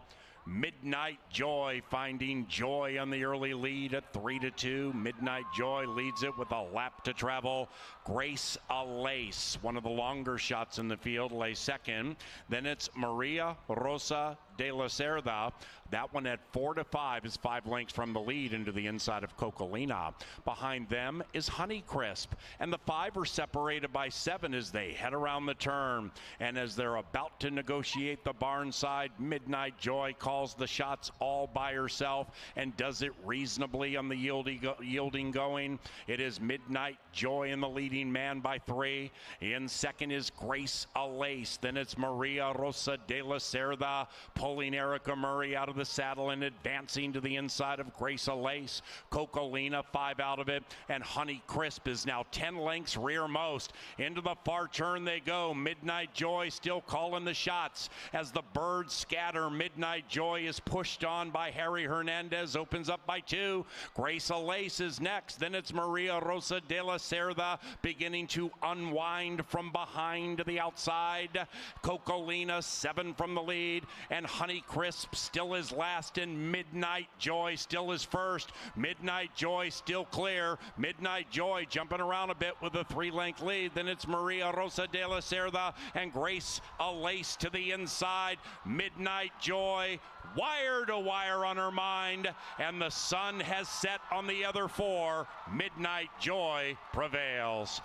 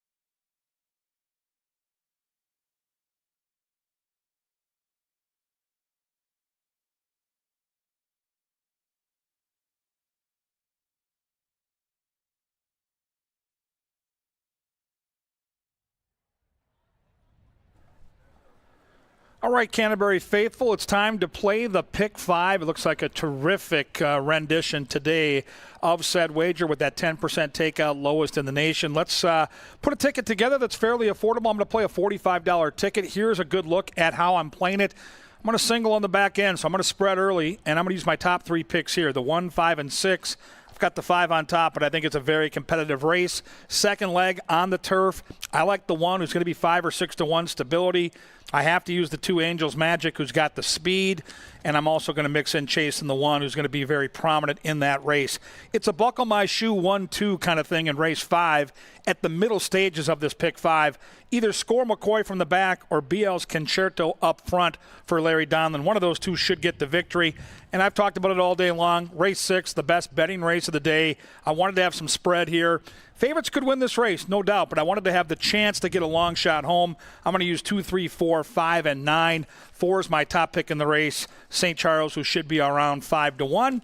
If I can stay alive, I like my chances because in the last race, my strongest opinion, as far as win bets go, is the 6 Giano. I think that horse is in a very good spot today on the class drop. $45, 156 with 126. With 1-2 with 2, 3, 4, 5, 9. Close it out with the 6. You can play my ticket. You can modify it, play your own ticket. But the bottom line is this, fans. You can't win it if you don't get in it. Should be a great sequence. And to handicap the first leg of said Pick 5, let's head down to the paddock to Miss Angela Herman. Thank you very much, Kevin. We do start the Pick 5 with a pretty interesting and nicely evenly matched group. This is a salty starter allowance. They could be in for a tag, but either way, they go for a mile. And I did take the horse on the rail in the mix. I did not take Prince Rama on top, but Prince Rama has had himself quite the solid season, and he's a versatile sort. Versatile enough where if Harry wants to go and push the issue up front, he can, and he is well acquainted with Prince Rama. He's ridden him a lot in recent times. They picked up a couple of wins. One was at 7 furlongs, but one was right here at this mile distance. I think that with that inside post, again, he does have some options. He does have a decent amount of speed to his outside, so as long as he can find some place to go, he's as live as any in this spot. And right now, his price is 2 to 1, but you get a much better price on Spidey War next door. And Spidey War is one of a few that I'm going to use, or one of a few that I would use underneath, because he is going to be a good price, and he will be coming late. But I wouldn't expect him to have quite the same kick as Prince Rama, maybe, only because he's been going shorter lately. If he had another 2-turn race under his belt, maybe I would really like Spidey War today, but I am going to give him this one maybe to get back to some longer races. He's been racing at 5, 5.5 recently. Again, just maybe a little bit more gas in the tank for some competition, and there is not much room for error among these horses because this is, again, a pretty nice group. I think that maybe he'll show a bit more pace, but maybe not enough to keep up with some very quick ones like Toma Toto to his outside. But in between those is Palace Kitten, and Palace Kitten may well be the trailer early on in this group. Palace Kitten has a good late kick, and he has been trying to use that going shorter, so maybe a mile will help him have less to do down the stretch. That would be the hope if you are a fan of Palace Kittens. You do have some pace to run at if this is your selection in here, and Palace Kitten is taking some money as a result. He's 3 to 1, and he's doing this on a slight class drop, but he has been at this level before. He was in an off-the-turf event that day, so you can toss that one out. Palace Kitten still, I thought, might have quite a bit of work to do down the stretch, and even though he will have the pace to run at, still has to prove that he can do it over this main track where he is yet to post a W. Toma Toto next door is the aforementioned likely pace horse. He is very quick, and he's used that speed well, both here and down at Turf Paradise. It just carried him a little bit further in Arizona, and that was the beginning of his campaign. Maybe it's just taken his toll after some very good and tough races. However, Toma Toto, I thought, would have some pressure on the front end, even when he does get the lead solo. Sometimes it's been a problem for him to hang on our main track. He still put in good races that would keep him in the mix with this. He should very much be a part of the race from the start, and he's a pretty square 9 to 2. That part surprised me. The rest of it, I mean, Toma Toto, you're going to know early with him how he's probably going to fare today, but I think that Mount Zero right next door might make things kind of tough on the front end. I think this one will be your favorite by the time all is said and done. Right now, he's 4 to 1, but this one should take some money off the recent efforts that he's put in and the odds-on win that he registered right in these kind of settings earlier in the meet in June. He just missed by a neck last time. Lemon Meringue has been on quite a tear, and Lemon Meringue just ran him down in the stretch. He ran a winning race that day. He likes the mile. He likes Canterbury. He likes everything about this certain race. I just don't think that 7 to 2 is going to last. Really the only argument against the 5 in here. Right behind him is my top choice. That is North Arm Bay. North Arm Bay is 5 to 1 at the moment. North Arm Bay is my choice in here. on a little bit of a drop. Now he's going back to the main track. That was fruitful for him to back. He should have some sort of eye on the pace towards the outside. I don't think he's going to be he's going to be on the pace, but I think that he's not going to be too far out of it. And he and Eddie Gallardo should be able to keep an eye on things as they unfold to his inside. North Arm Bay, oh my. Well, we have a little bit of shenanigans going on down here. Spidey War has made his way to the track, but Palace Kitten is getting a little bit tossed up behind us now. Back to North Arm Bay, though, on the outside. North Arm Bay is trying to pick up another win. On our turf. Oh, excuse me. And he's behind Wellswort last time. Comes on a little bit of a drop. And North Arm Bay, with 8 minutes to post, is going to be my choice on what I think probably will not stay at 5-1. In this third race, you can do win, play, show, exactas, tries, supers, doubles, pick threes, and that 10% takeout pick 5. My, oh my, the choices are yours in the upcoming third. No scratches, no changes in here. Again, 8 minutes to post. And if there hasn't been enough action for you down here in the paddock, just wait. A power play is coming up next from Kevin Gorg.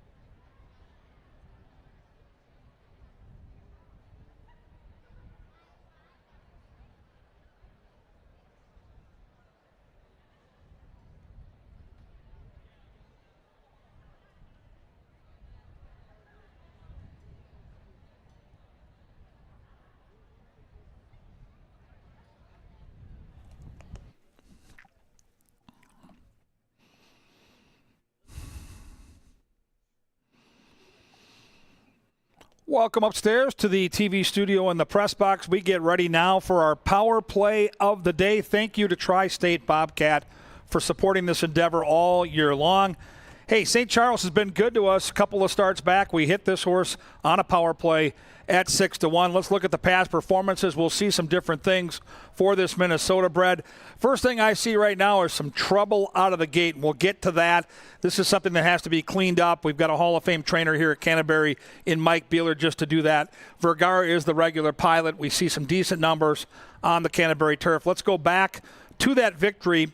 This is a horse that likes to be up near the lead but doesn't need the lead, and the tardy beginning was a real problem. And as we roll the tape, that's going to force this horse to be hustled into the race. There's some energy being expended there. A lot of the horses that he'll face today were actually in this race. And now, once you don't break cleanly, now you've got to circumnavigate. You've got to hustle into the race, and you've got to go on the wide side. So you're losing ground to a majority of the field. That's what makes this race so impressive, knowing that he's going to come back and beat this bunch today. He had the bad trip. He's wide turning for home. And St. Pio, who's in the race today, looks like a winner here in mid-stretch at 40-1 odds. But let's watch St. Charles, who loves this turf course. My bad. And dadgummit. Bottom line is he closes fast on the outside. He ends up getting St. Pio on the wire. Hit the button one too many times. But today, the only button you need to worry about is the button that's going to put that horse in the winner's circle, and that's the button that you hit when you make the bet, because this is a horse that I believe is going to get a better trip than this, and he beat most of these last time. And look at this horse at the end of the race, lengthen that stride. St. Pio looks like the winner, not so fast at 6-1. Here comes St. Charles. It's our power play. We had a little hitch up, but we still got the money. Today we're going to do it again.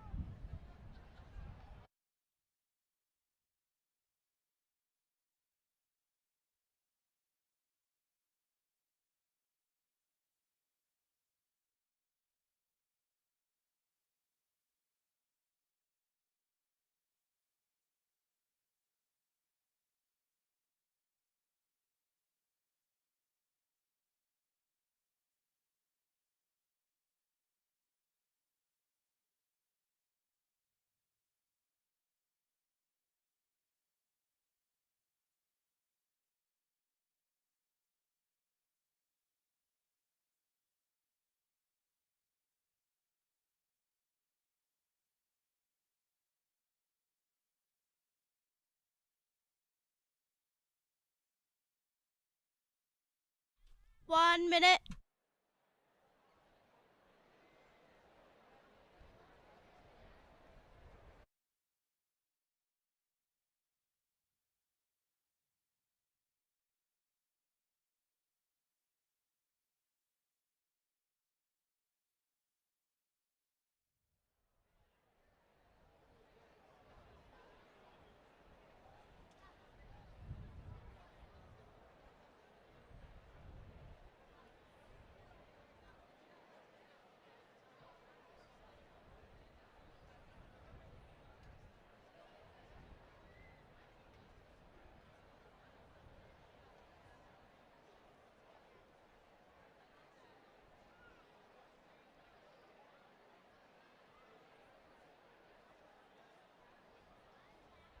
It's race time.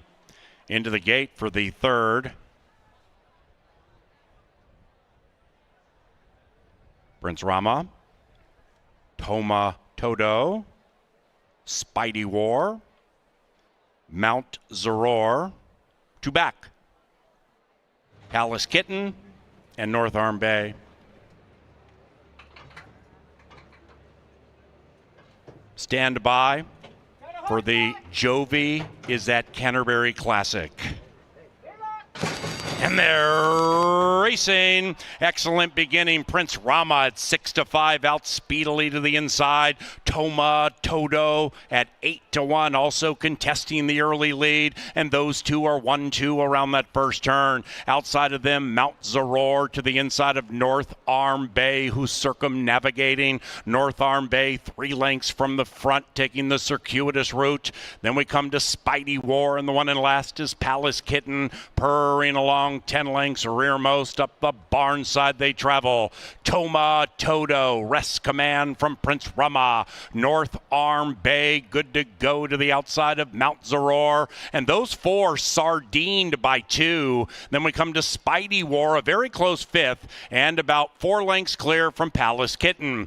Now they head into the far turn with 3.5 furlongs to travel, chasing Toma Todo. The rider is looking to put a Q around the race at 8-1. And Toma Todo leads it by 1.5. Prince Rama shaken up. North Arm Bay heading south, overtaken by Mount Zaror. Then we come to Spidey War, and outside of that, Palace Kitten, once in last, is making a move 5 lengths from the lead. And the lead belongs to Toma Todo. It's Toma Todo tugging them along still. Outside Prince Rama, farther out is Palace Kitten. Then on the inside is Spidey War, and they head into the final 150, and up goes Prince Rama. The People's Choice at even money is ruling over the field. The Prince is king of race 3. He is Prince Rama.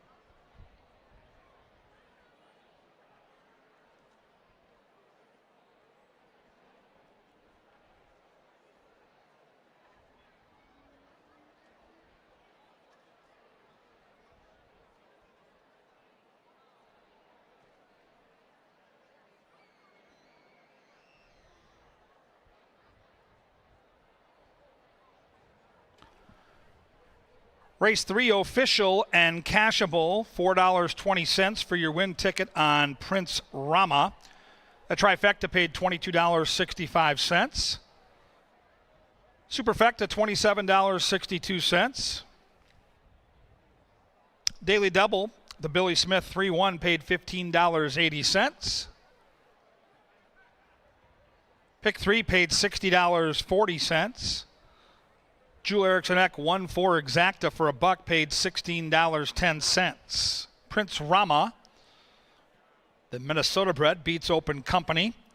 Career win number 13 for the Prince. 7th time on the Canterbury main track. Prince Rama victorious.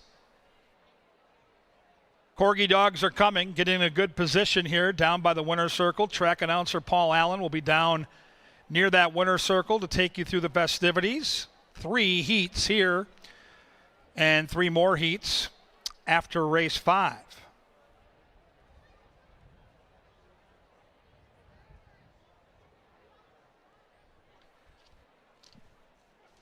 Back-to-back wins for our top jockey, Harry Hernandez.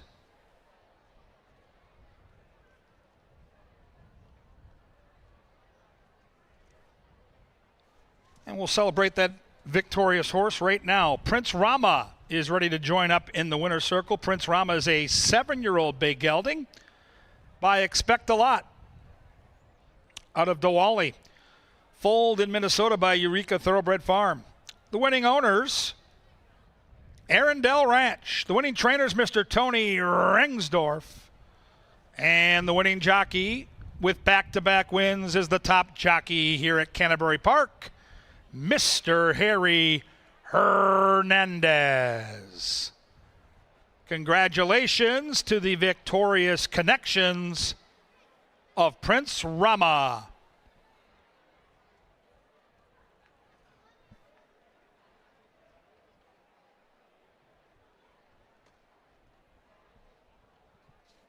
"38 minutes now till our next thoroughbred race. The Corgi dogs are coming. Find your spot. Get those side bets ready. Corgi time."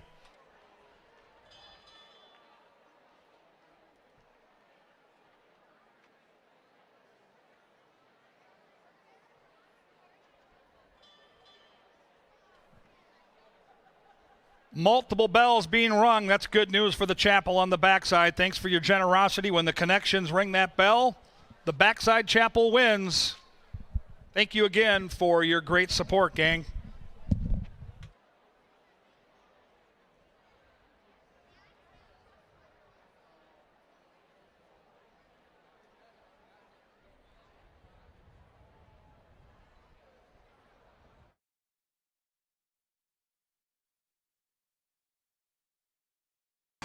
And they're racing. Excellent beginning. Prince Rama at 6-5, out speedily to the inside. Toma Todo at 8-1, also contesting the early lead. And those two are 1-2 around that first turn. Outside of them, Mount Zaror to the inside of North Arm Bay, who's circumnavigating. North Arm Bay, 3 lengths from the front, taking the circuitous route.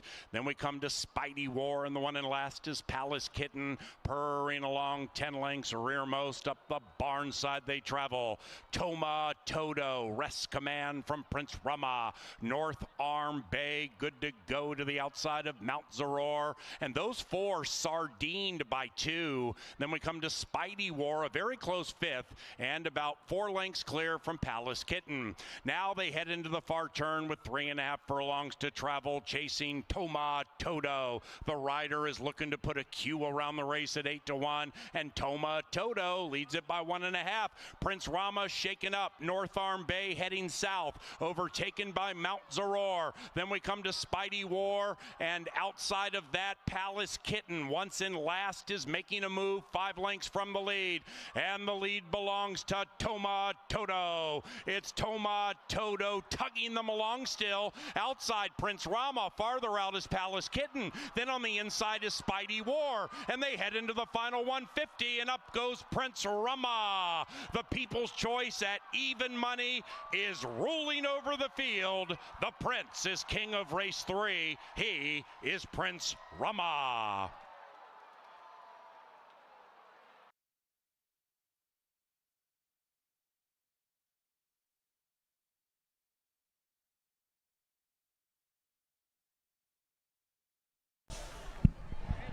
Ladies and gentlemen, here come the Corgis.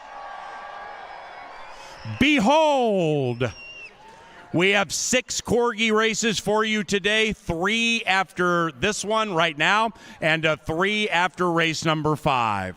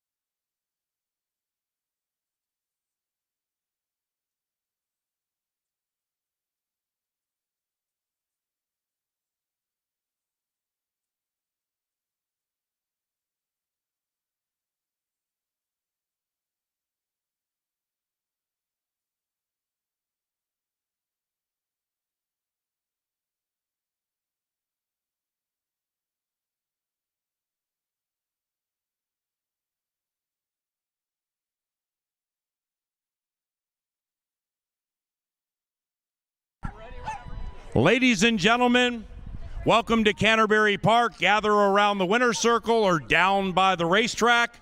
We have 3 Corgi qualifying heats taking place right now on the dirt track. Now, the top 2 from each of these heats and the 3 after race number 5 will be back here the Sunday before Labor Day for what we call Bark in the Park, where all breeds we've run all summer race against each other. Corgis against Bassets, against Bulldogs, against Dachshunds, and so on. Let's meet the lineup for heat number 1. Number 1 in heat 1, here comes Enzo. Number 2 is Roxy. And number 3 is Ein. Assistant announcer Olive Polehill has the next 3. Take it away. Next up, we got Winston. That's awesome. And now, Birdie. Aw. Wesley. And number 8 is Odie. Odie with the Helgahorn, Skull Vikings. About as big as Taki Taimani, but go Vikings. Number 9 is Macho. And number 10, Hooey. Number 11 is June Mama. And number 12, here is Luigi. Luigi getting a nice back scratch ready for the race. That's the lineup for heat number 1. Don't forget, ladies and gentlemen, this is a non-parimutuel wagering event. Luigi with the back scratch. Aw, had a puppy. Side bets are strongly encouraged with friends and family members. Pick your favorite Corgi, and by all means, make a side bet with a friend or a family member. All right, now the lineup for heat number 2. Olive, number 1 is... The fabulous Indiana Bones.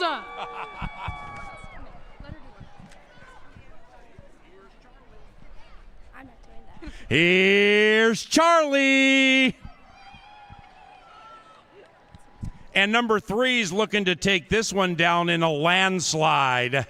It's Stevie Nicks. Number 4, Spoomani.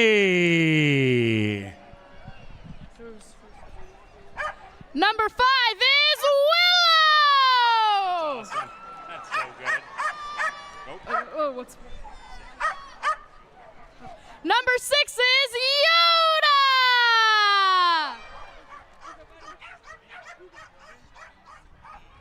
Number 7 is Suki. Hello, Suki. Number 8, Waffles. And number 9 in heat 2 is Bruno. Heat 2, number 10, Roomba. Next, number 11, give it up for Melvin. And about the biggest, furriest Corgi you're ever going to see is just the gorgeous Wesley, ladies and gentlemen. How about Wesley? Look at that beautiful doggy. All right, those are the doggies for the first 2 heats. We will introduce heat number 3 after the first 2. Now you're going to see the assistant owners of the Corgis in heat number 1 head to the finish line.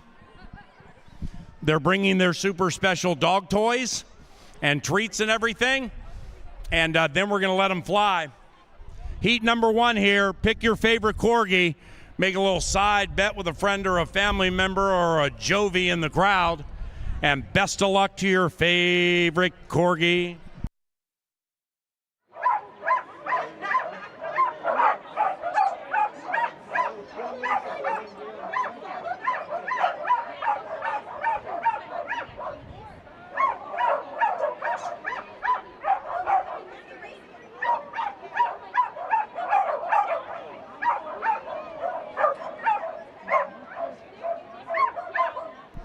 All righty, the co-owners are finding their spots by the makeshift finish line. The top two return the Sunday before Labor Day for Bark in the Park Immortality. We got one left to turn around. Ready, go! Here come the fluffy little baby dogs. Enzo out beautifully. Ein and Luigi looking for a back scratch at the finish line. Enzo wins. Luigi attacked Ein, but still found a way to get second. It's the bookenders in heat number one. Enzo, Sophia Giroux, and Zach Rooch. Congratulations. And now we have little baby puppy dogs loose all over the racetrack. We may need security to get Odie. Oscar, Vold, anybody? Hi, Odie. Come here, Odie. Come here. Bad dog. Just kidding. Every dog in the winner's circle put their head down when I accidentally said that. You're a good puppy. All righty, the co-owners for heat number two are assuming their spots. 112, the first two to qualify. We'll see how hot that one spot is for the fabulous Indiana Bones.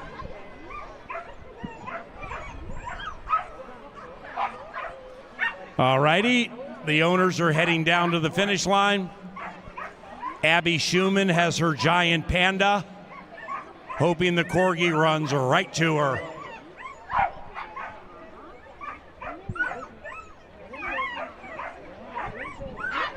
All righty. Heat number two, top two qualify.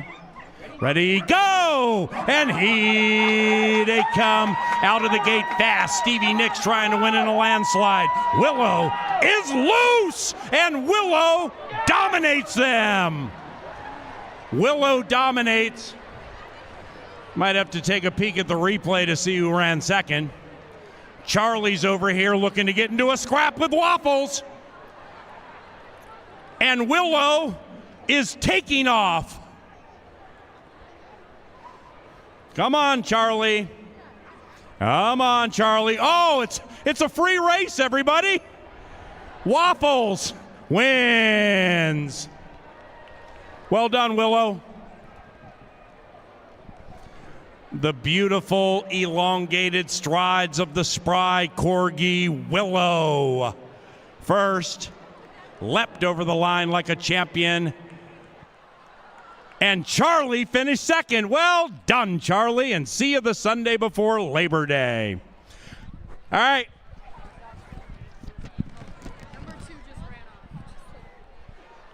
And now the lineup for heat number three. By the way, number two from heat three has taken off. It's very controversial. The two from heat three is somewhere commingling with those doggies. So Amanda and Andrew Smisson, you got about 30 seconds to find your dog and come back. We're paging for Floki. Is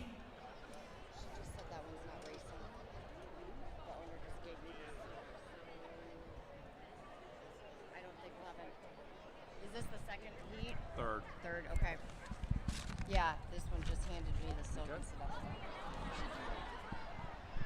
What's going on, cool Corgi? All righty, here we go. Here's the lineup for heat number three. Number one, thank you, Lori and Paul Young. Here's Pez. Wait, is this Floki running at us now? Come on, Floki. Lexi's out after Floki. It's human versus beast, and the beast is prevailing. Aw. All right. Number three, Shaka Khan. Ain't nobody like number three. Number 4, they're not booing. They're saying Louie.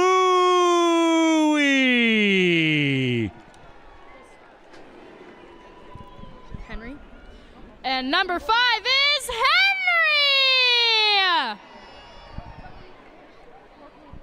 Number 6, she's JJ.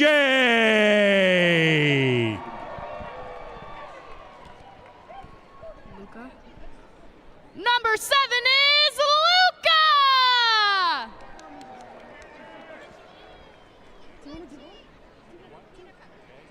Just say. Munchie! Yay, Munchie. Number 9 is Nigel. Number 10's a scratch. Number 11 is Otter. And number 12 is Sloan. Amanda and Andrew Smithson have found and detained number 2. Ladies and gentlemen, here is the wayward Floki. Floki makes it into the race. Thank you very much. All right, pick your favorite Corgi for heat number 3. Make a little side wager on it.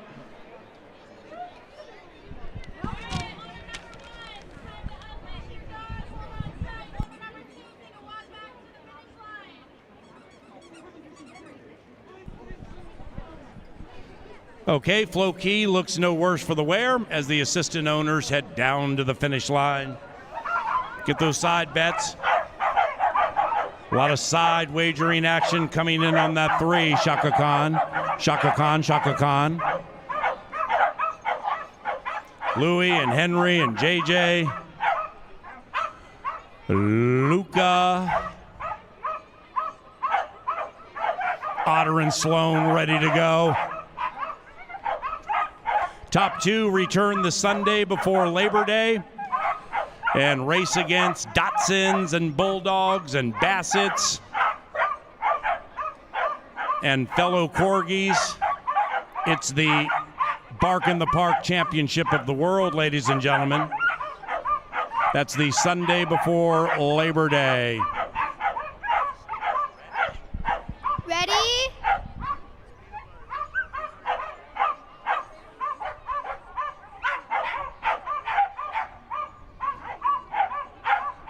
Go! And they're off. Pez dispensed nicely, but so did Luca. Oh, Luca took a run at Pez, and here comes Luca on the outside along with JJ. Oh, that was a tightly contested finish. Meanwhile, look at little Shaka Khan inside the 10 to the 5. Touchdown!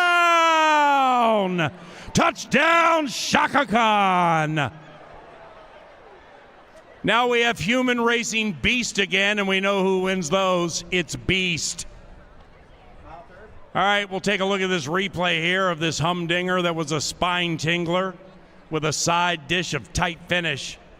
Pez, JJ doing some damage to the inside. Look at the intent in the eyes of Pez. Lori and Paul Young have done an excellent job with Pez. Meanwhile, boom! Luca tag Pez at the wire. Those are a couple of highly rated Corgis, ladies and gentlemen. How about a round of applause for the owners of these dogs, ladies and gentlemen, making this Sunday so much fun. Now we're going to do 3 more of those after race number 5, okay? So these Corgis and their owners are heading back through the winner's circle. They're always very amenable and or kind with taking pictures and stuff, so keep that in mind if you're interested. Meanwhile, race number 4 is only 17 minutes from now. Don't forget to bet more so you can win more. And welcome to Pepsi Family Day at Canterbury Park.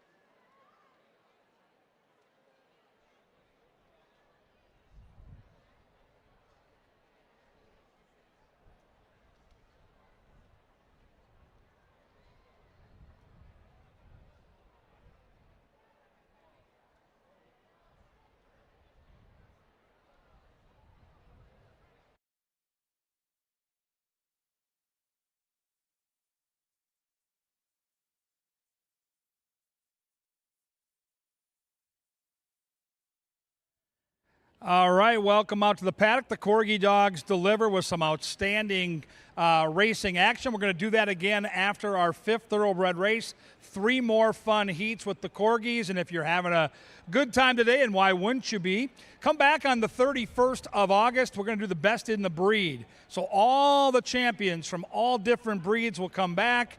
The Basset Hounds, the Wiener Dogs, the Corgis, the Doodles, they're all coming back. The top qualifiers come back August the 31st, and we have championship trophies to give out that day for the best of all the breeds. Right now, we handicap race 4 together. It starts the late pick 4 with races 4, 5, 6, and 7. We start with a very nice 1-mile turf race, one of the better betting races on the card. I thought it was a good race to at least try to do a little price shopping. The favorite's going to be tough. Chasing the 1 is in really good form, has the controlling speed, and certainly you have to respect what he's doing right now in terms of how sharp he is. But I thought the 1 Stability was an interesting option to the favorite. We draw the rail. We've got Jermaine Bridgemahan, who in my opinion is as good as any jockey we have at Canterbury on the turf. And we have a horse with some muddied up form. If this horse gets back to the form we saw last summer, probably good enough to win this race. We'll see if Stability can upset the apple cart. I'm guessing somewhere around 6-7 to 1 come post time.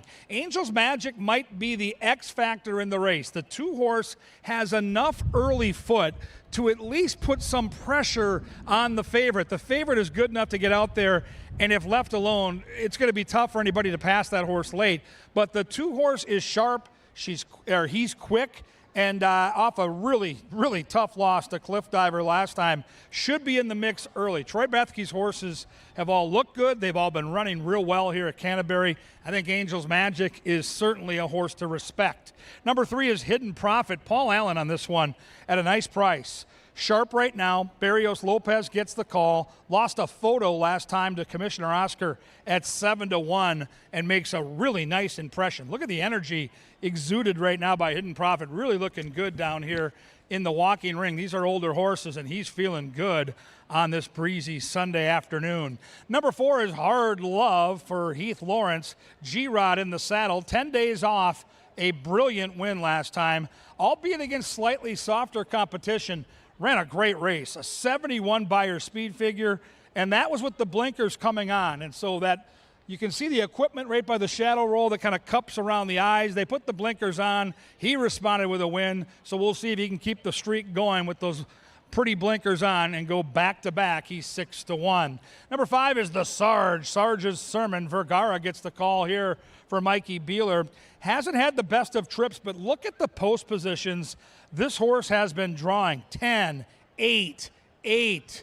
Ted Gravalis, one of his owners, and we were talking up in the press box this afternoon, he finally gets a post position where he can tuck in behind the speed and do what he likes to do, which is sit and pounce. Do not sleep on the Sarge. When he brings his A game, and if he does, he's good enough to beat a race and a field like this.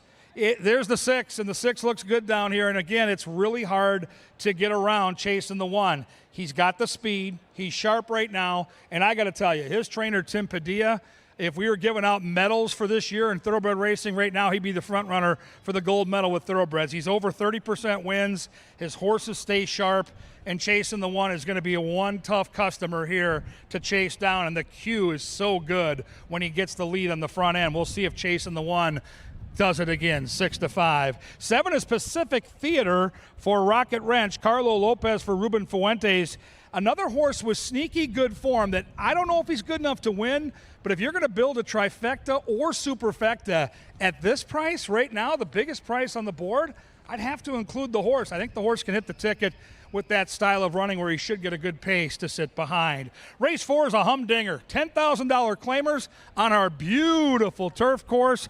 It starts the late pick 4, so you've got a lot of reasons to get in that line and put your money where your mind is. Turf racing. Race number 4 coming up and coming at you next.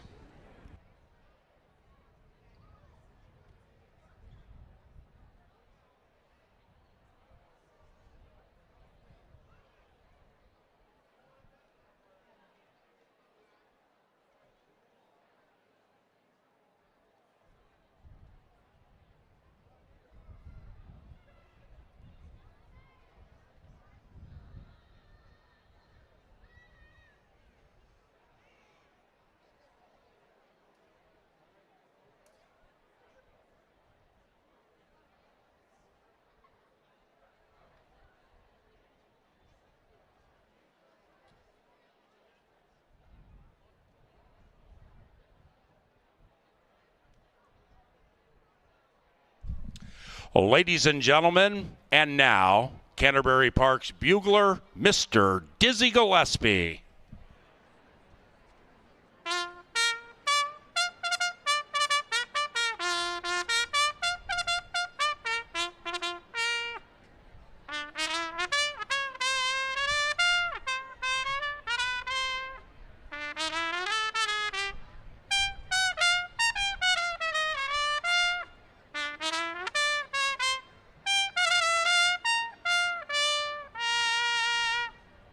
Sir Leonard Dykert brings them onto the track. Then the yielding turf course. The turf course is yielding, people. The turf is yielding. No scratches in race number 4. We're about 5 minutes from it. We have a 50-cent pick 4 on the final 4 live races today. Don't get shut out.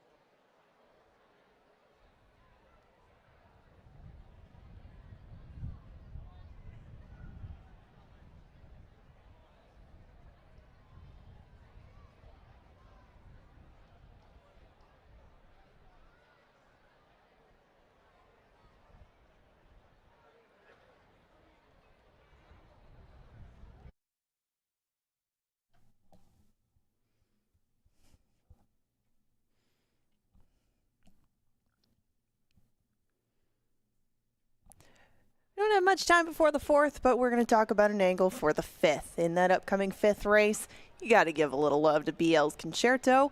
He is coming off a pretty nice race going 7 furlongs. You can see that in his past performances right here. Looks like he's found his level. Doesn't seem to matter as much the distance, but he got the lead in the 7 furlong race, and you'll see that right here. He hadn't been showing as much speed. He had been going a little bit shorter, but he's going a mile today. That was a 7 furlong race. You can see him hang on very gamely on the inside. He's well clear in second, too. It's not like the rest of these are gradually making headway on him. It's just the winner that catches him down the lane. With that one behind him, another furlong shouldn't be out of the question, and it could very well be win 1,000 today for Larry Donlin, and that is hopefully the right angle in race number 5.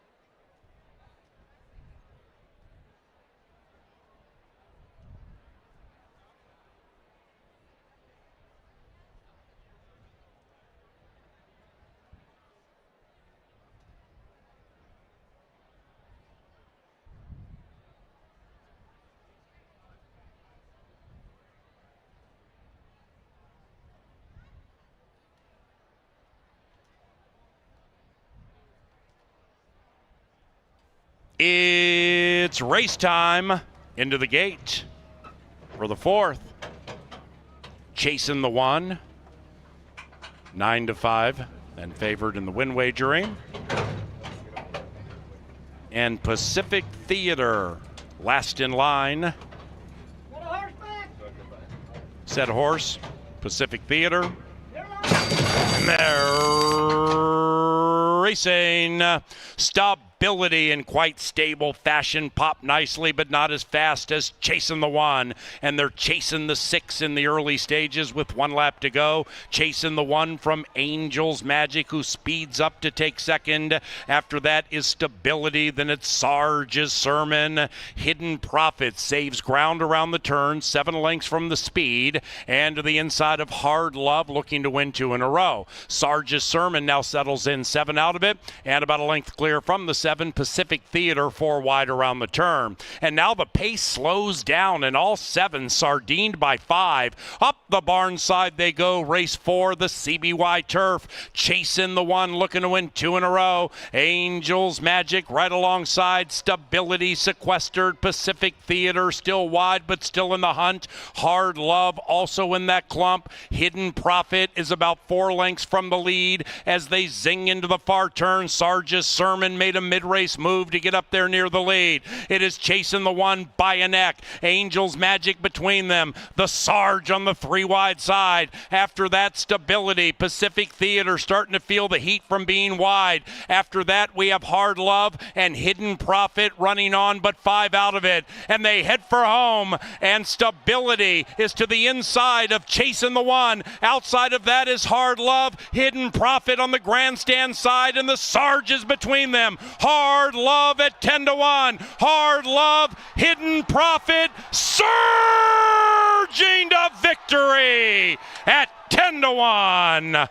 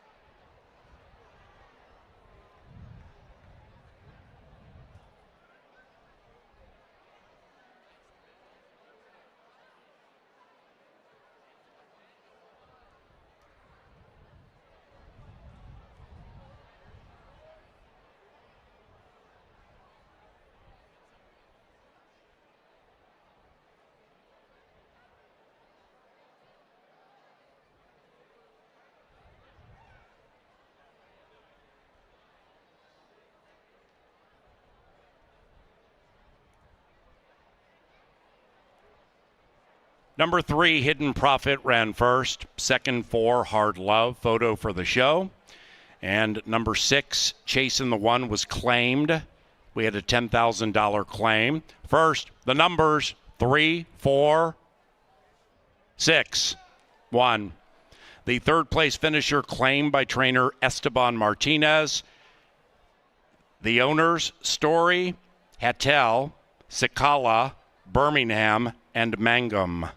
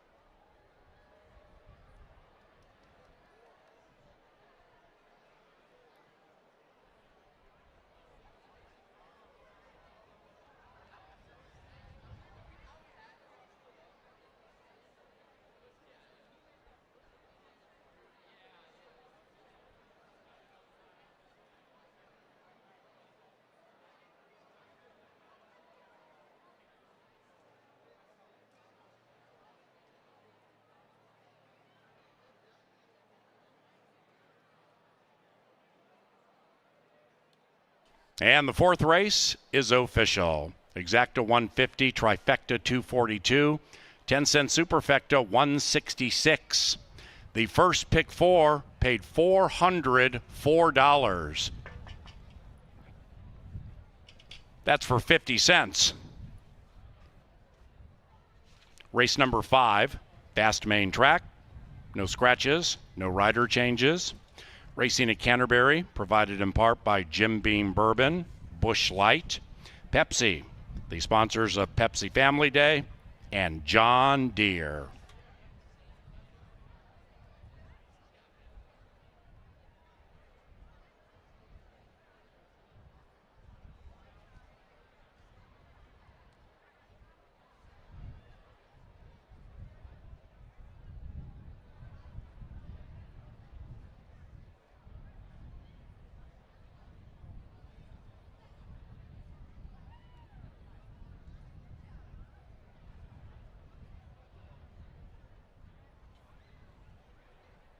Into the winner's enclosure, Hidden Profit and Daylor Barrios Lopez.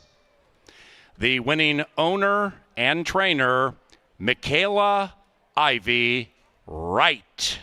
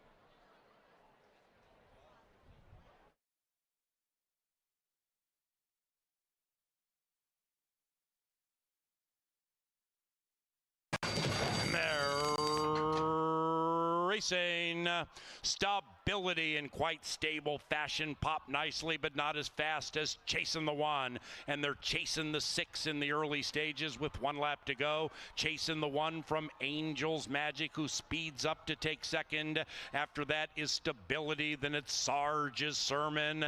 Hidden Profit saves ground around the turn, 7 lengths from the speed. And to the inside of Hard Love, looking to win 2 in a row. Sarge's Sermon now settles in 7 out of it, and about a length clear from the 7. Pacific Theater 4 wide around the turn. And now the pace slows down, and all 7 sardined by 5. Up the barn side they go. Race 4, the CBY Turf. Chasing the One, looking to win 2 in a row. Angel's Magic right alongside. Stability sequestered. Pacific Theater still wide, but still in the hunt. Hard Love also in that clump. Hidden Profit is about 4 lengths from the lead as they zing into the far turn. Sarge's Sermon made a mid-race move to get up there near the lead.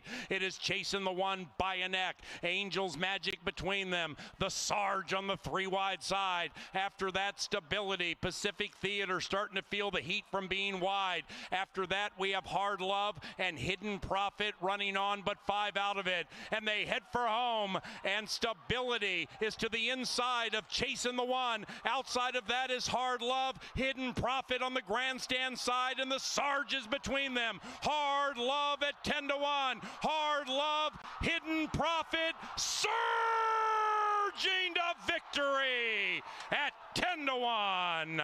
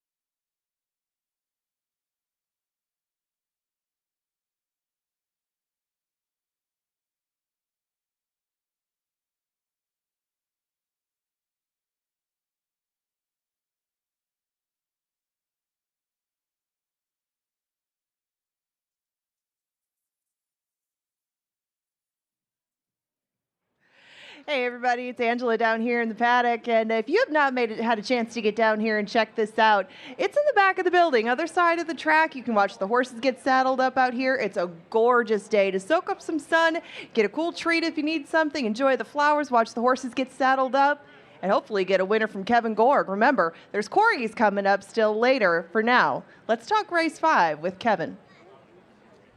Thank you very much, Angela. What a crowd we've got on hand for this family day. It's so much fun. Next week, oh my gosh, unicorns and llamas are going to be here, kiddies.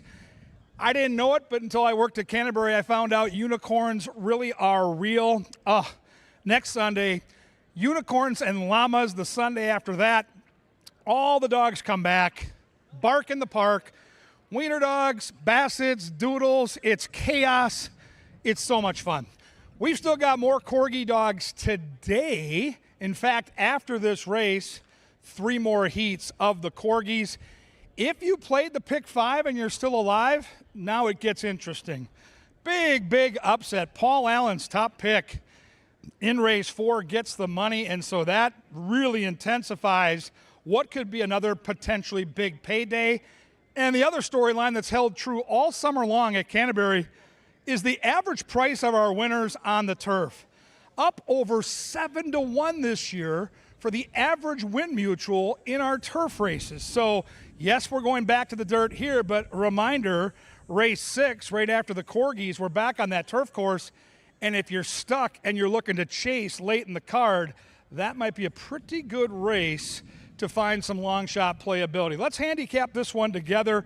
Race 5, as I mentioned, we're back on the main track, and the nuts and bolts, the hardcore key to racing at any track like Canterbury are claiming races just like this. The hard knockers that get out there every couple of weeks and do their thing. Score McCoy fits that profile. Number 1 is a horse. If you bet this horse today, don't panic early. Score McCoy has no speed early, but he likes to get stronger as the race gets longer, and when they turn for home, I expect the 1 horse to start to pick him up and lay him down. He's one of the key players in this race. He's a deep late closer, and I think he'll be there when the real running starts. My top pick, though, resides right next door, and here's the story with number 2, BL's Concerto.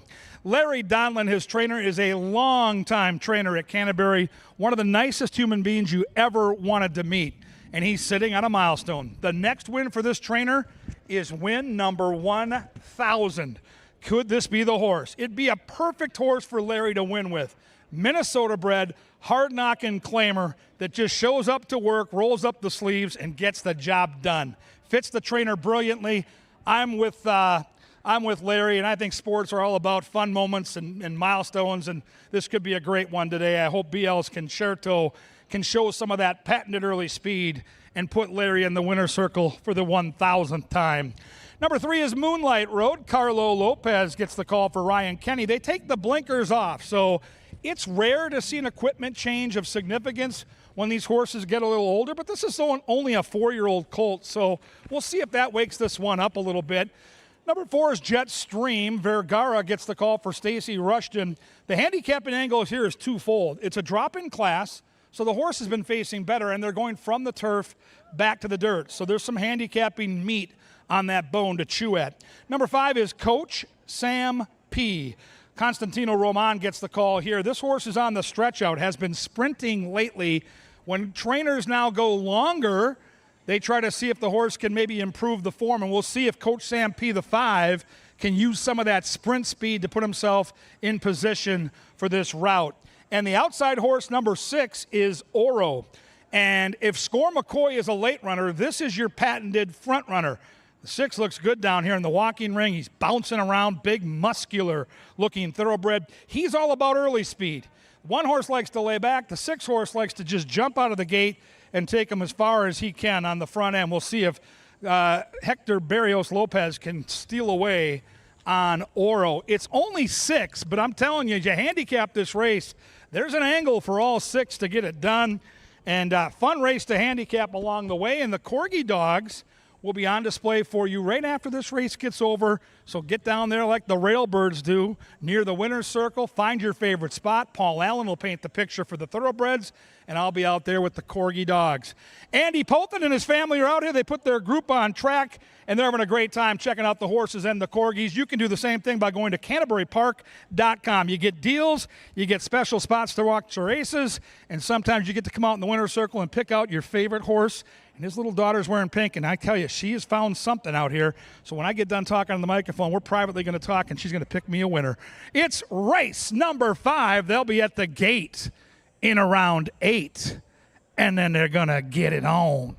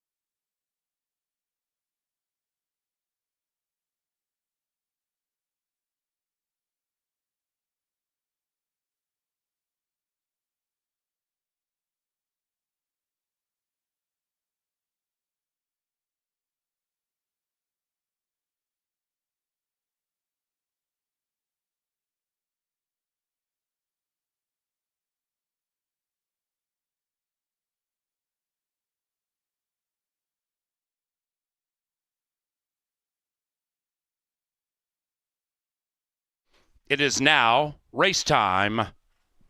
Into the gate for the 5th.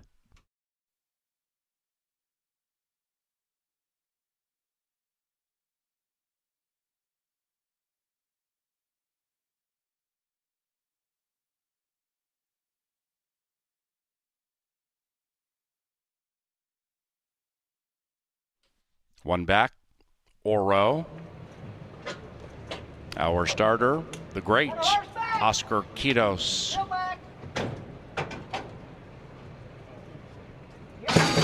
They're racing. BL's Concerto and Moonlight Road came out fast. After that, Coach Sam P. and the coach is good to go. Outside of that is Oro, and the top 3 now are absolutely sizzling around the turn. Right behind them, Moonlight Road. Then it's a huge gap back to Jetstream, and the late running Score McCoy far out of it, maybe 15, 16 from the lead. Up the barn side they go. They're chasing the coach. Coach Sam P. by 1 and change. BL's Concerto sings along on the inside to the inside of Oro, and right behind them, Moonlight Road, about to split runners 3 lengths from it. Said Quartet still a mile clear from Jetstream. Score McCoy's beginning to run on. Score McCoy still double digits out of it, but running on. Into the far turn they go. They're chasing Coach Sam P. BL's Concerto within 3/4, but overtaken for second. Moonlight Road on the move. Then we come to Oro. After that, Score McCoy about to be second last, running on from about 12, 13 out of it. They're at the top of the stretch. Coach Sam P. looking to fend the challenge of Moonlight Road. BL's Concerto taken to the outside by G-Rod. Score McCoy now is in 4th. Ryder has the red helmet cover to the outside, and Score McCoy is coming on very, very fast. Moonlight Road, BL's Concerto. Here comes Score McCoy with a football field to go. Moonlight Road, Score McCoy cuts the lead from a half to a neck to a nose, and there he goes into the winner's circle. Score McCoy.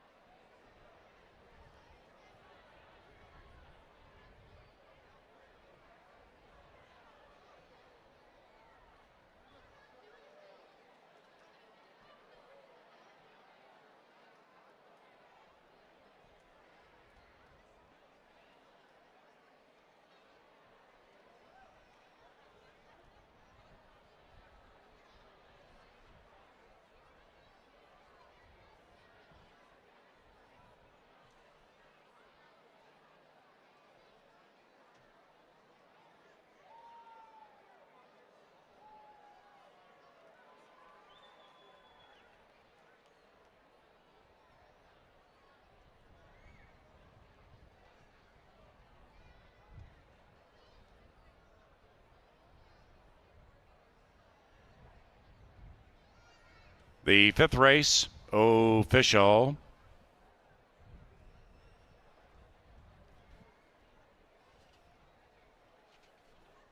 The pick 3 on races 3, 4, and 5 paid $188.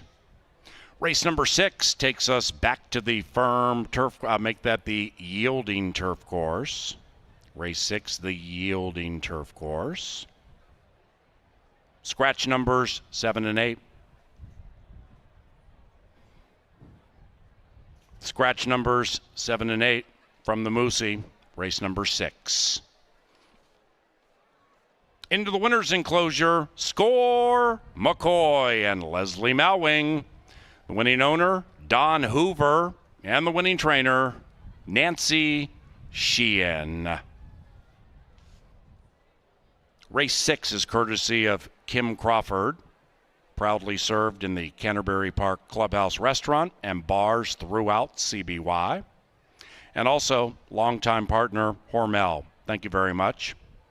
Tri-State Bobcat, also a sponsor of racing at Canterbury, carrying brands like Bobcat, Toro, and Steel. TriStateBobcat.com. 3 Corgi races coming up very, very soon.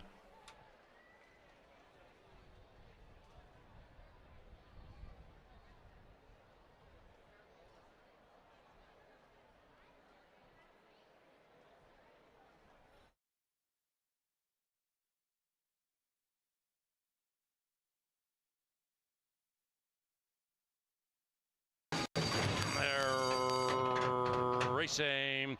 BL's Concerto and Moonlight Road came out fast. After that, Coach Sam P. and the coach is good to go.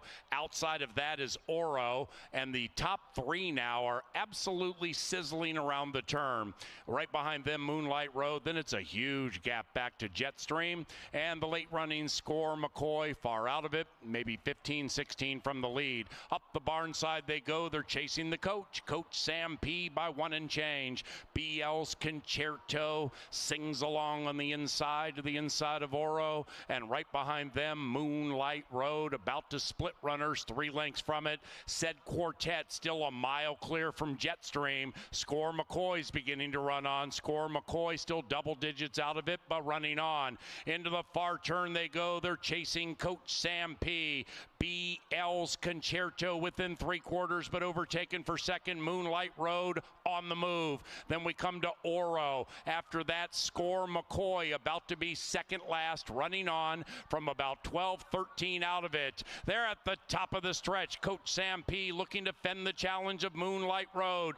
BL's Concerto taken to the outside by G-Rod. Score McCoy now is in 4th. Ryder has the red helmet cover to the outside, and Score McCoy is coming on very, very fast. Moonlight Road, BL's Concerto. Here comes Score McCoy with a football field to go. Moonlight Road, Score McCoy cuts the lead from a half to a neck to a nose, and there he goes into the winner's circle. Score McCoy.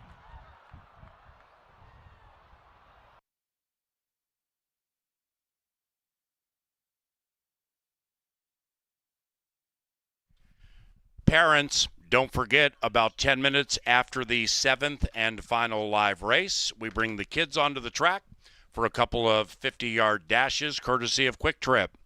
One race is for kids 7 years of age and younger, the other for those 8 and older. That's about 10 minutes after the 7th race.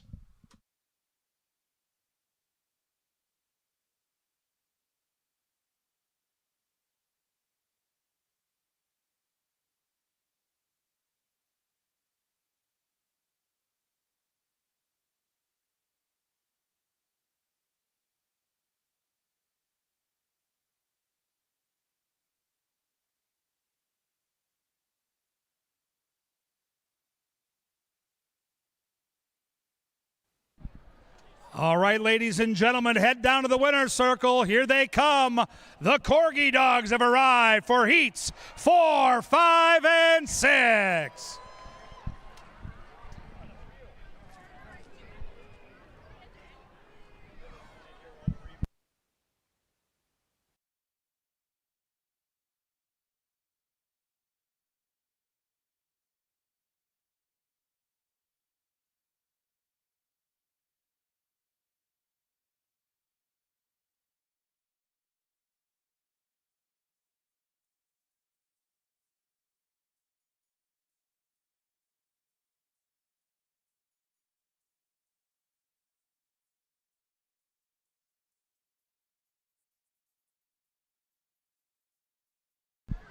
We are going to meet the combatants for both Heat 4 and Heat 5.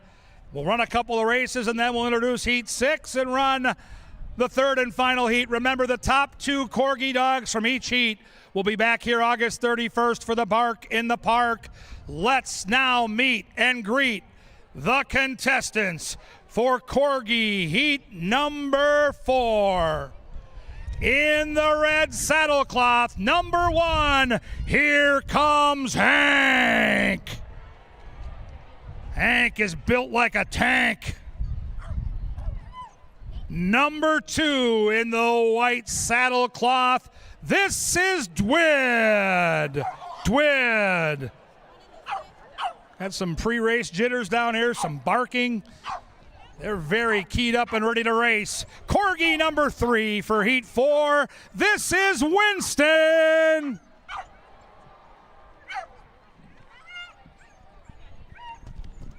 In the yellow saddlecloth, cute little thing. The ears are up, ready to rock. This is Tito.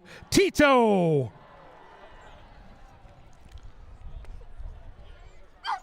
Number 5, pint size, but ready to race. In the green, here comes Phoebe.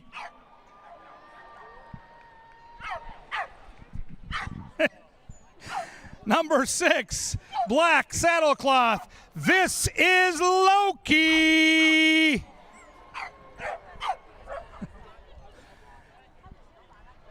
Number 7's a furry thing. Orange saddlecloth, here comes Walter. Walter. The money's on Sonny. In the pink, if you're feeling good, put your money on the Corgi named Sonny. Here comes Sonny. Number 9 in the teal. How about a right turn? Here comes Clyde. Clyde. We got some energy here in the Viking purple. Number 10, give it up for Waffles. Waffles. Heat number 4, number 11 in the gray. This is Ruger.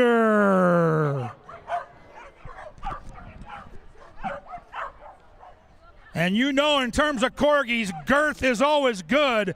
In the lime green, here comes Charlie. Charlie.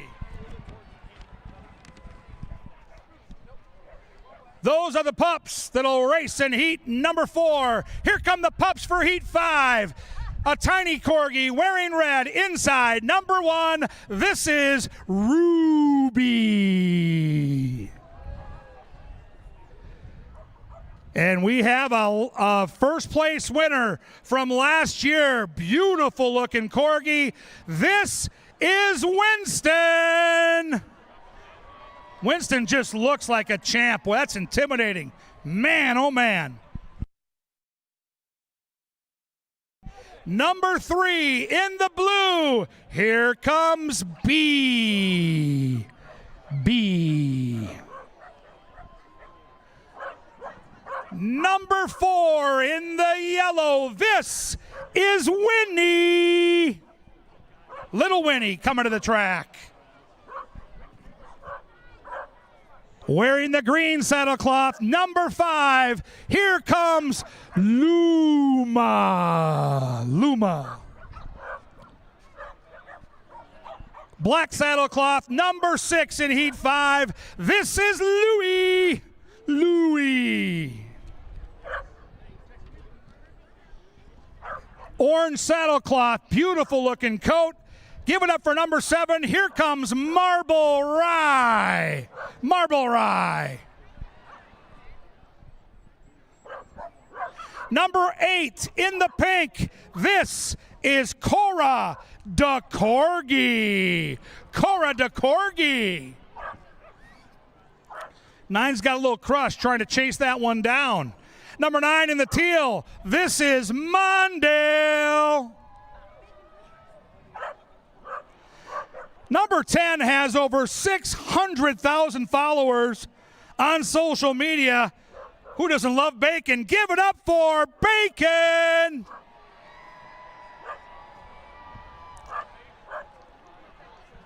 If Maverick from Top Gun was here, this would be his pick. Number 11 in the gray. Here comes Goose.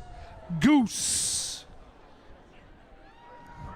And last but certainly not least, number 12 in Heat 5, taking your love to town. Here comes Lucy. Lucy.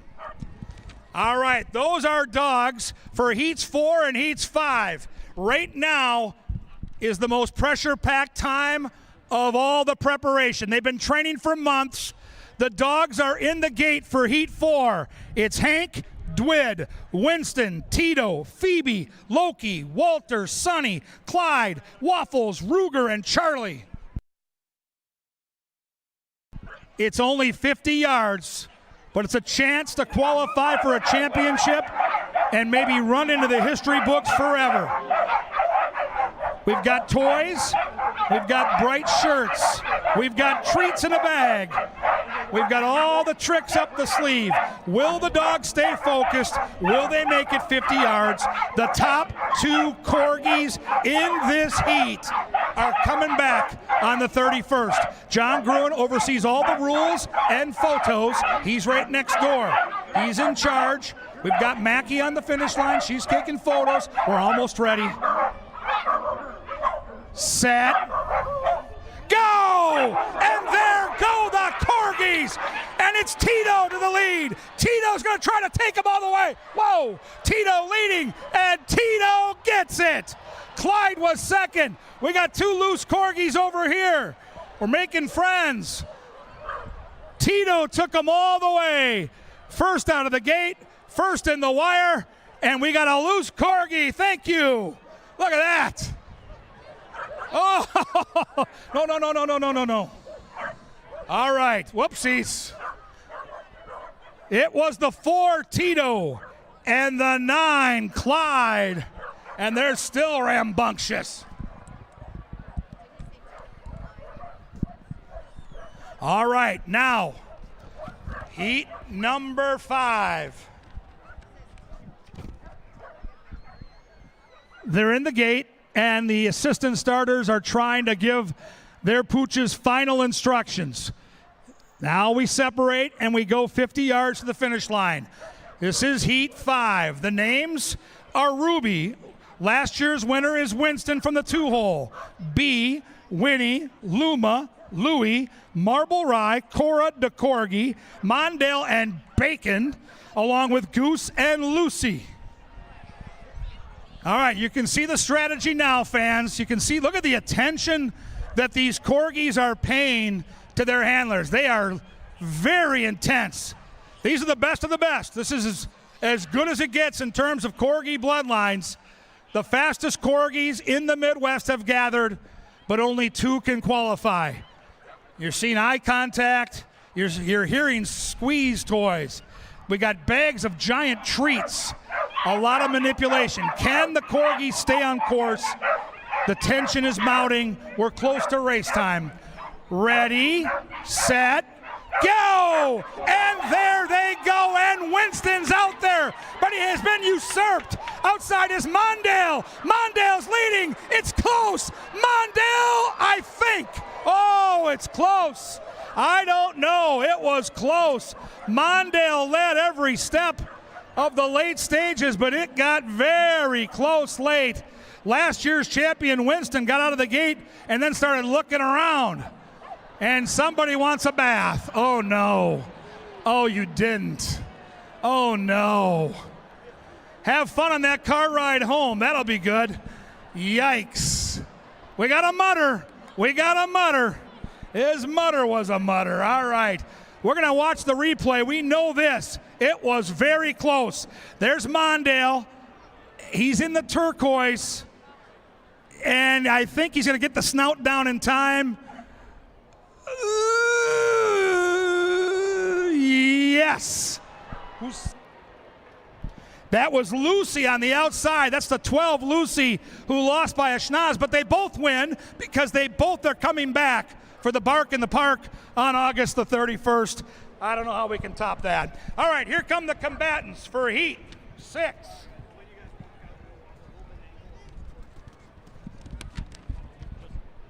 Last chance to qualify is right now. Heat 6.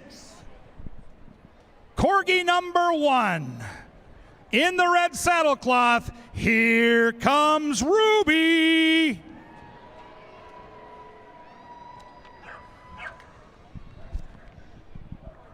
Wearing number 2 in the white, please give it up for Penny. Penny. Jax last year qualified and finished 6th in the Bark in the Park. Number 3 in the blue, here is Jax. Jax. In the yellow, number 4, this is Finn. Finn. Number 5 in the green, here comes Elmer. Number 6 is a low rider. It is Scout. Scout. Very loud and ready to rock and roll. In the orange, number 7. Here comes Pico de Corgi. Pico de Corgi. Wearing the pink and number 8, this, is Comet. Comet. Number 9 in the teal, here comes Kona.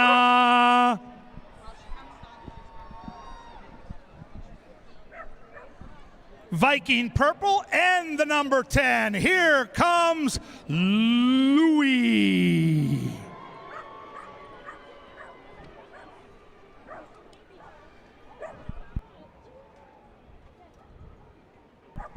Number 11 in the gray, here comes Mika. And the final Corgi in the heat. Maybe we save the best for last. In the lime green, number 12, this is Keebler. Every heat throughout the summer, we have qualified 2 pooches. This will be the final chance to qualify for the Bark in the Park.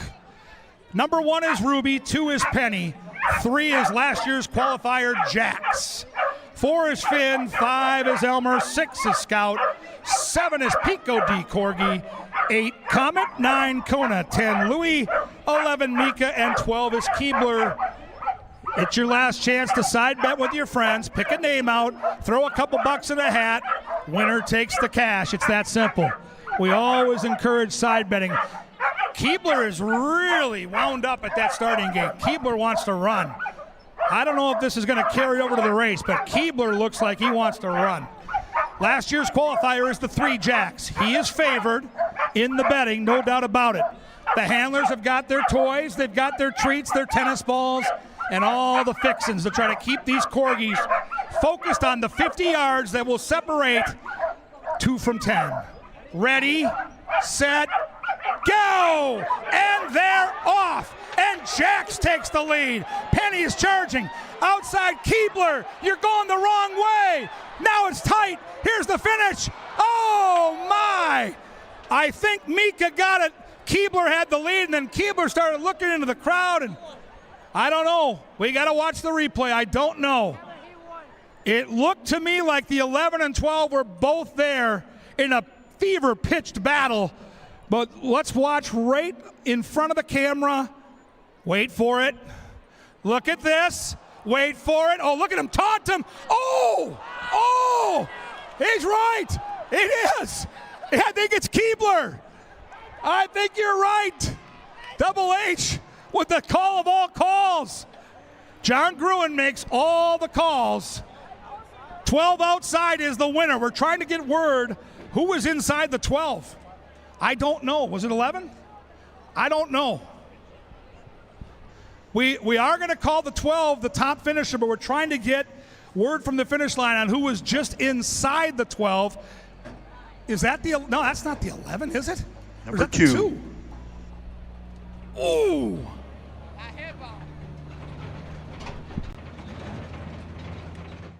It was the 2 in second. Penny and Keebler are the qualifiers. Keebler, the 12, is the winner. Give it up for the Corgi Dogs. They ran their hearts out. They love it here at Canterbury. They love to run in front of our race fans, no doubt about it. Way to go, Corgis.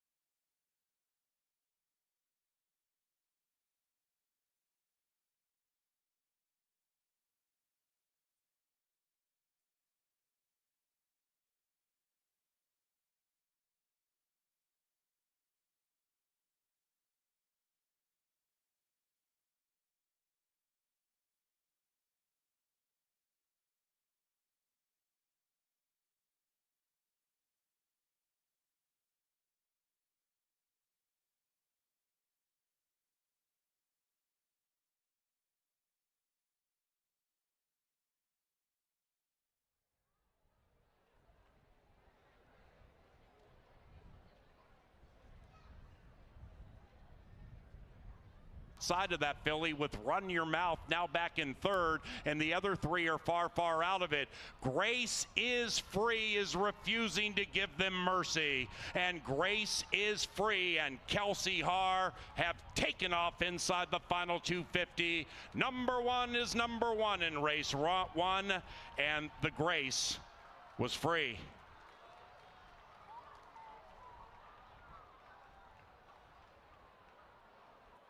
Still is last, and Midnight Joy still is first. Midnight Joy still clear. Midnight Joy jumping around a bit with a 3-length lead. Then it's Maria Rosa de la Cerda and Grace Alace to the inside. Midnight Joy wire to wire on her mind, and the sun has set on the other four. Midnight Joy prevails.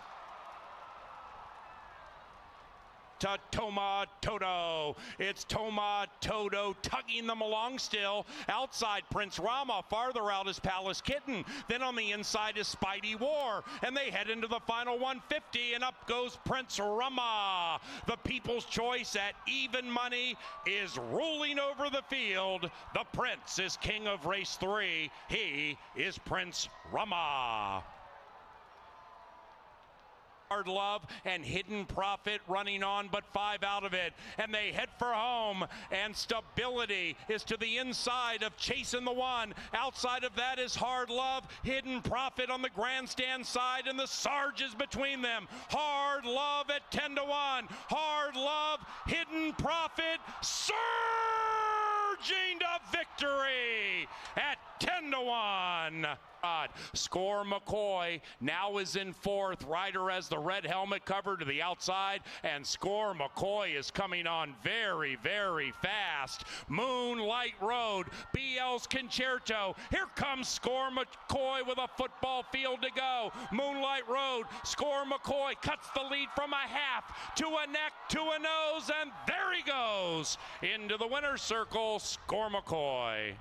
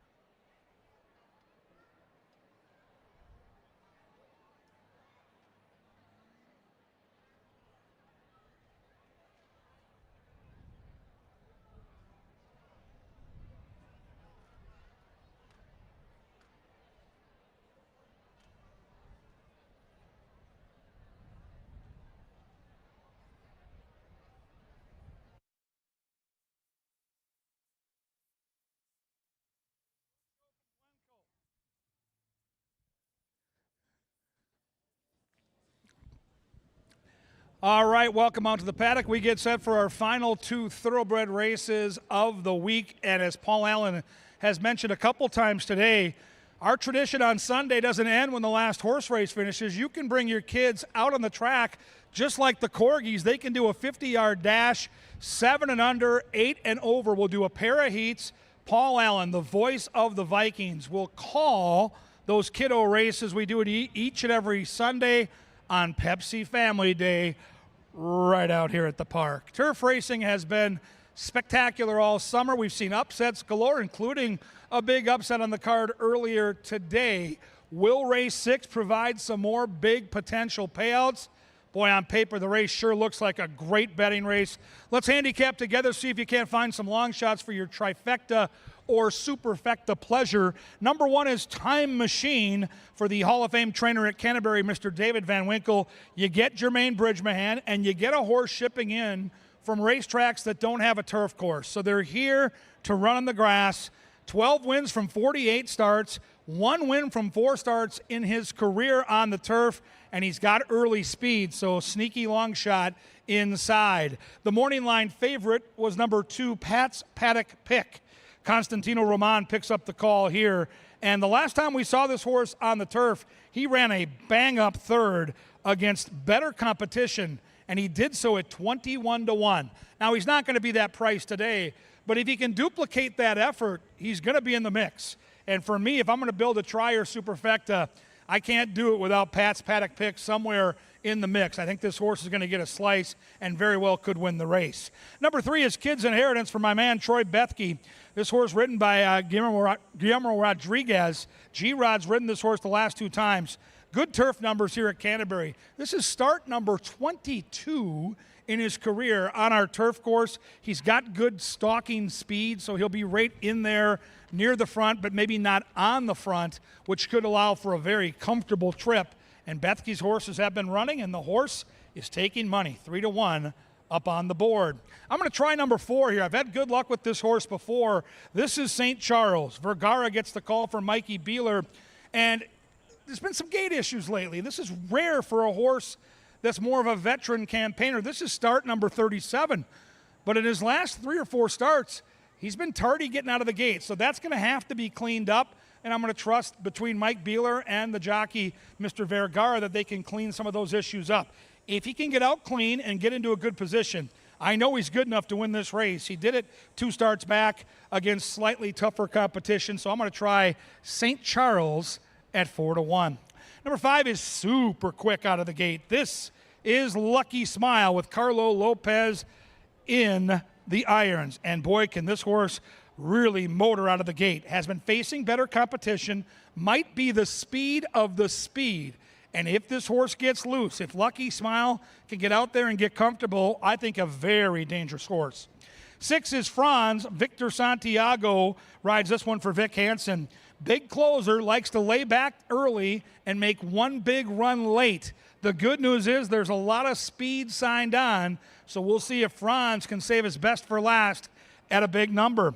We scratch both the 7 and the 8, but now we've got a couple of value markers to the outside. And I think number 9 is super live at 9-1. Way too big a price on St. Pio. Outside post, good early speed, really good jockey with Quinones. I think the 9's going to be in my trifectas and supers, I can tell you that. And I don't know how that horse is 9-1, but boy, does he look good in the paddock too. St. Pio, a major player here. And the last in line might be one of the first ones out of the gate. The speedy Happy Hour Bobby with the Silva. Isaiah Ortiz conditions. He hinted last time out that he's starting to get back into good form. He's always had talent. He's always had speed. And from that outside post, I think his jockey will have some options. Really, really good betting race here. It's Dr. Dan's late double. There's exactas, tries, superfectas. Big fields, big prices. That's been the theme on the turf all summer long at Canterbury. These combatants are just 5 minutes away from the race. When they get there, they're going to pop that latch, and they're going to get it on.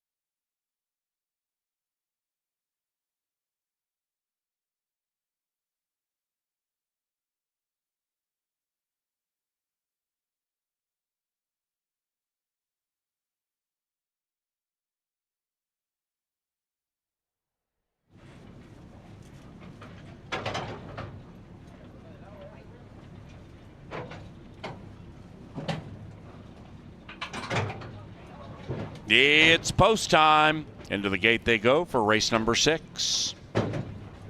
It is the Sunday penultimate and commences Dr. Dan's late double. St. Charles moves in. Last in, Happy Hour Bobby. And they're racing turf sprinters off okay, but then St. Charles pinched shortly after the start, went right back to last. Happy Hour Bobby trying to leave him punch drunk. Pat's Paddock pick good to go to the inside. After that, Time Machine next to the inside of Kids Inheritance, and they're about 2.5 lengths from the lead with Lucky Smile. 4 lengths behind that is St. Pio, about 9 out of it now. A recovering St. Charles, 10 from the lead, and Franz is in last, and Pat's in first. It's Pat's Paddock pick leading them by 1. Happy Hour Bubby. Time Machine sequestered to the inside, and outside of that, and right behind Happy Hour Bobby is Lucky Smile. St. Charles running on from 7 out of it, and on the far outside is Lucky Smile. Pat's Paddock pick at 9-5. Steamrolling Pat's Paddock pick, and Constantino Roman prevail easily. It is 2-1 and a photo for the show.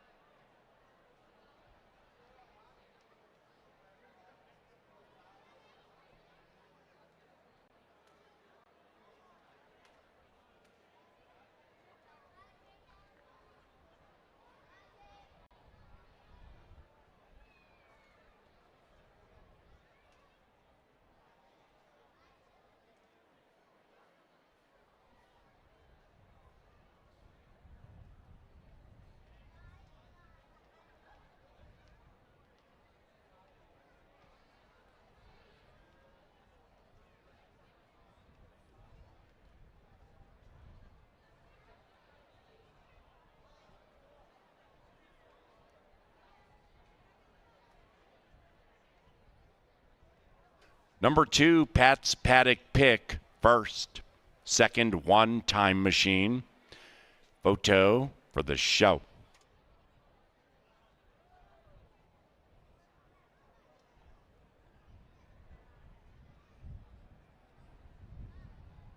The numbers 2, 1, 3, 9.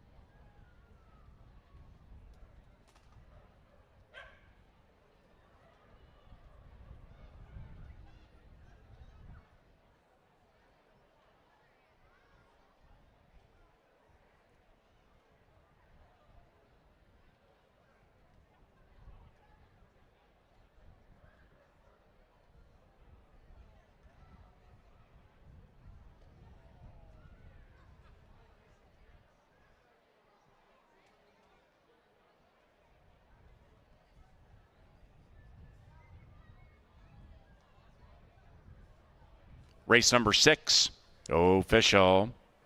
Trifecta paid $36. It was chalk all odds. The 9th is our final live race today, and we go back to a yielding turf course, no scratches, and post times in 23 minutes. About 35 minutes from now, parents, and about 10 minutes after the 7th and final, the kids get onto the racetrack for a couple of dashes for the children.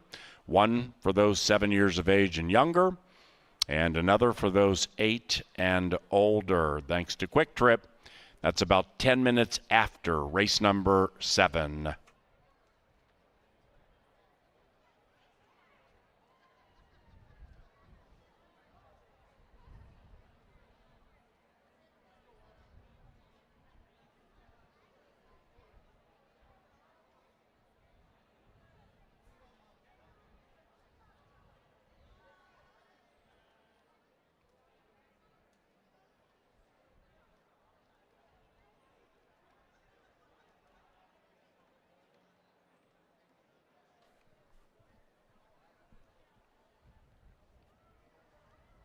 And now entering the winner's enclosure, Pat's Paddock pick and Constantino Roman. The winning owner, Norma Martinez, and the winning trainer, Esteban Martinez.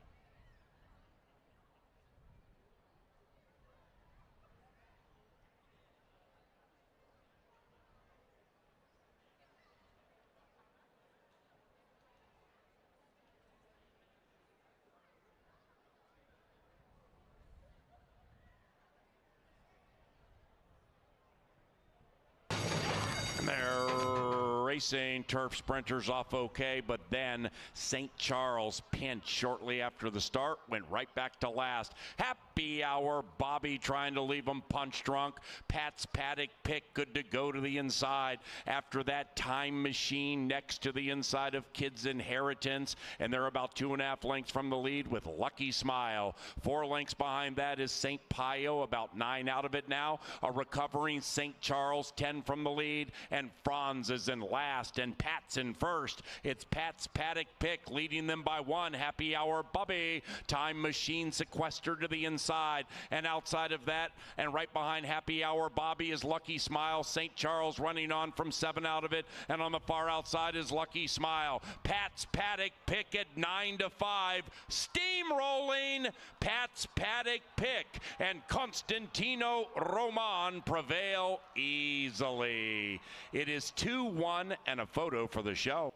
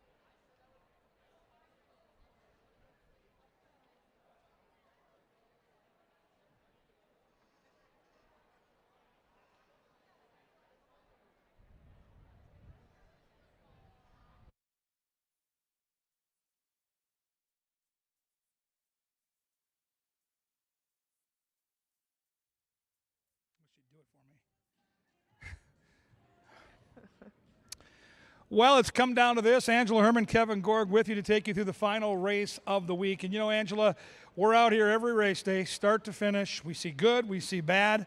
We grind it out. We have a great time doing it. This was an awesome day. But now I get a little bittersweet because I love the change of season. I love fall. I love football. I can't wait for wild season.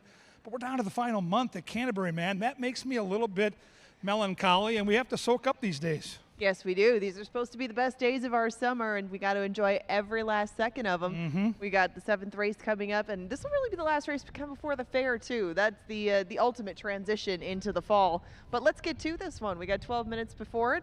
There's some money on the line upstairs in a contest, and one of the biggest prices on the board for that money is Aeromax. He's looking for his 3rd win in his last 4 starts. Nothing wrong with the body of work that he's put together. Now he's down to 9-1, and he's a pretty versatile horse with an inside draw. Looks great, too. I like the energy that we're seeing from Aeromax, bouncing on his toes, short rest. Roman looking to go boom, boom here, back to back. Ange, the 2 is Without Equal. This is a horse that I thought would be a big price. It's a nice pick by you. And early money is always a good thing. I think that price will drift up, though. I don't know how much it's going to drift up. I mean, for one, the guy that's in the saddle, I mean, he takes money in whatever he rides. But he rode this horse, too, back to a 4th place finish. And then last time, they got him back on track after a bit of rest. She gave him a couple months off, and bam, Without Equal came back with a much improved effort. He was second behind a horse named 86 Chevy. That horse would take a lot of money in this group, and Without Equal showed a little bit more speed that day, too. All good indications, and probably why he's 7-2. The hottest jockey coming into today was Kelsey Haar. She won one already. She's got 4 on the week. She rides Whiskey with You. She's going to try to come get the money from way back. I have sampled Whiskey with You a couple of times on the grass. Let's see what he does on the dirt, because up to this point in his career, not a whole lot cooking. He has shown some speed, but even that speed has dissipated a bit on the turf. Maybe this will be the wake-up call that he needs, but he's got some probably pace pressure right next door in Juan, Colorado. Yeah, Paul Allen been red hot today, been bringing in prices. He's leading that contest you referenced. He's on Juan, Colorado, and I see it. Chasing the 1 is sharp. Didn't run a bad race earlier today. This horse has good stalking speed. Tampa turf form. I would not be surprised if Juan, Colorado was in the mix. I wouldn't be surprised at all if this horse keeps himself in the race, doesn't have much to do late, and just keeps right on rolling. But a horse that's going to probably come from off the pace, Hey Moon, is what I wanted to look at down here. He looks like he's behaving himself just fine, and anybody should be happy to probably get away from Bodenheimer sprinting on our turf course, huh? Yeah, good call. And the trainer, Martin Escobar, won a couple yesterday. I'm on the 6 Giano. I don't mind the price either. I think 3-1 is a fair price. My pick 5 ticket is dead, but this was my single, and I think this horse is in a really good spot for victory. Has enough speed to clear off or get near the front, and I from there will trust the Q to get the job done. 7 is Limited Heat Wave, Ange, 2 for 29, but I think a must-use underneath in the Tri or Super. Well, yeah, and Limited Heat Wave is one who can do just about anything as far as the pace goes. Leslie Maui should have him in good position early. There is some speed on the outside with both him and Clear the Coast on the outside. Taylor Barrios Lopez is going to ride him again. They ran a good 3rd last time around, and you get a way bigger price than you did that day. Yeah, I like that price, and I think if the horse can use that speed as a weapon, there's not a ton of confirmed front-running speed here. This looks like a race, and you can kind of tell by the betting board right now, nobody too big, nobody too small. That means if you can find the trifecta or superfecta, you may need to sneak over to Home Depot and grab one of those wheelbarrows and get your cash all the way home, because it's going to be a lot of it if you can hit the Tri or Super. Turf racing has produced big prices all year. Get yours right now. I'm going to head to the front side. We got a quick trip dash for the cash. I'll be back with Angela Wednesday. We race at 5 o'clock. We race Thursday at 5, Saturday at 5, and Sunday next week, it's Unicorns and Llamas. Race number 7 coming up and coming at you next.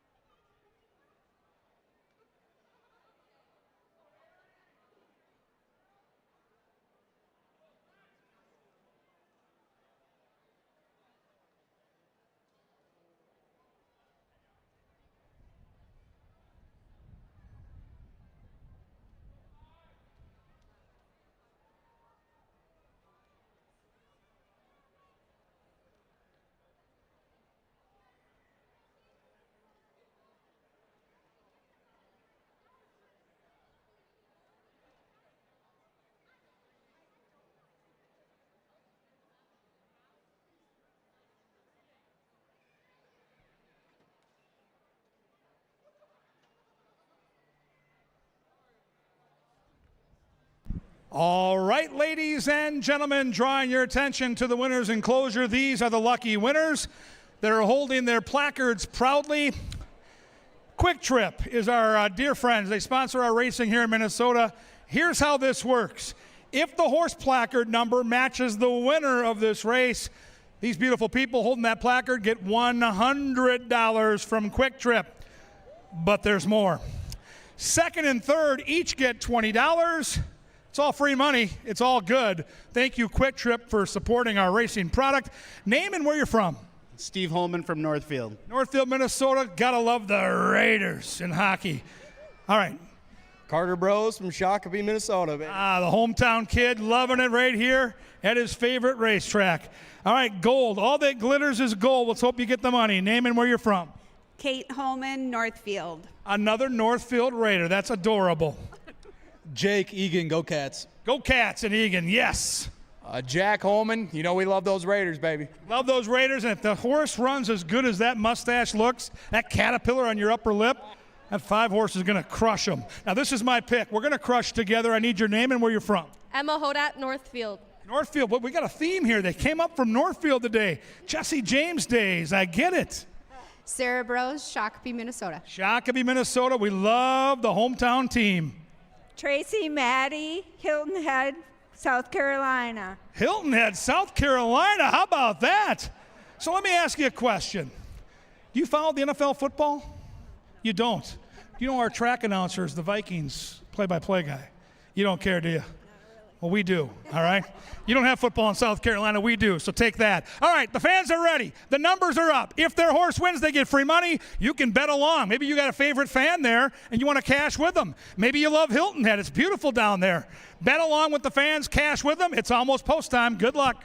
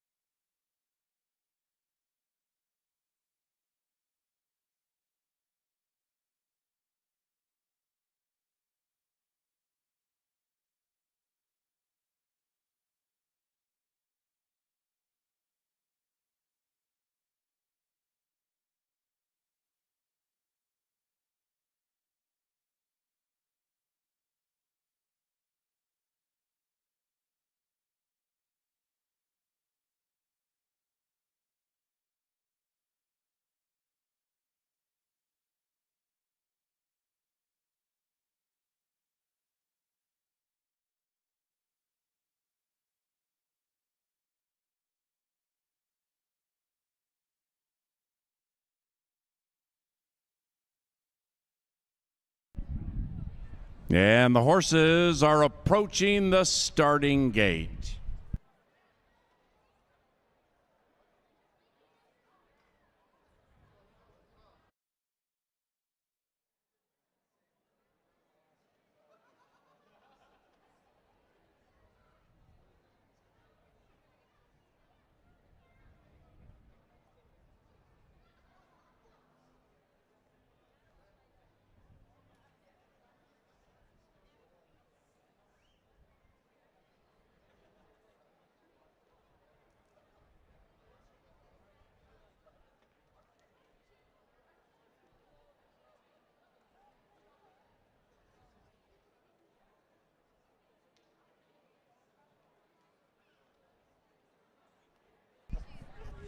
It's race time.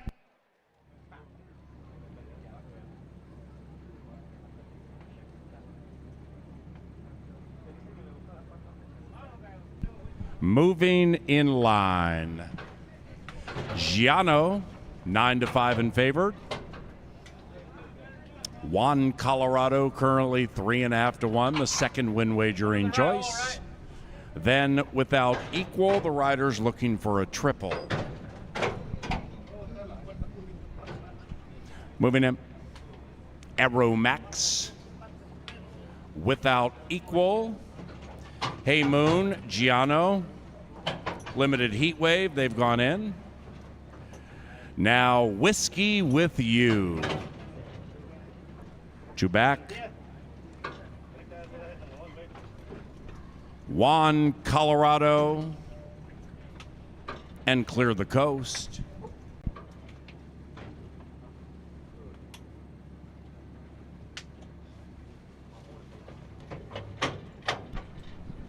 One out.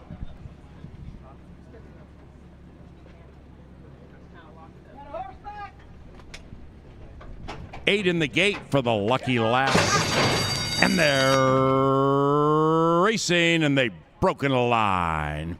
Clear the Coast came out speedily, so did Hey Moon, and Hey Moon is on the lead. After that, Giano tracking the leading two to the outside of Juan Colorado. Next to the rail is Without Equal, and next to that one, Whiskey with You. Limited Heat Wave is advancing, but doing so very wide. And the one in last is Aeromax, 10 from front to back. And up top, on the lead, Clear the Coast at 25-1. Clear the Coast shows the way as they head up the barn side. It's Clear the Coast from Giano, who's good to go. Right behind them, Juan Colorado, a length and a half clear from Hey Moon. Hey Moon secures the inside and is joined by Limited Heat Wave. After that, Whiskey with You, 6 lengths from the lead, 2.5 clear from Without Equal, and Aeromax is last, but only 9 from front to back, and they head into the far turn, and Clear the Coast is looking to blow the tote board to Burnsville at 25-1. Giano in second.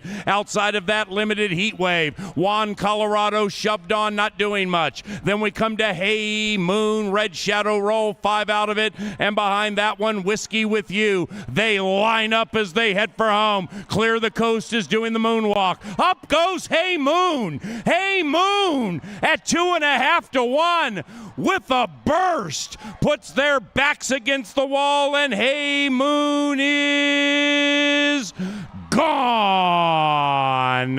5-7-2 in the 7th.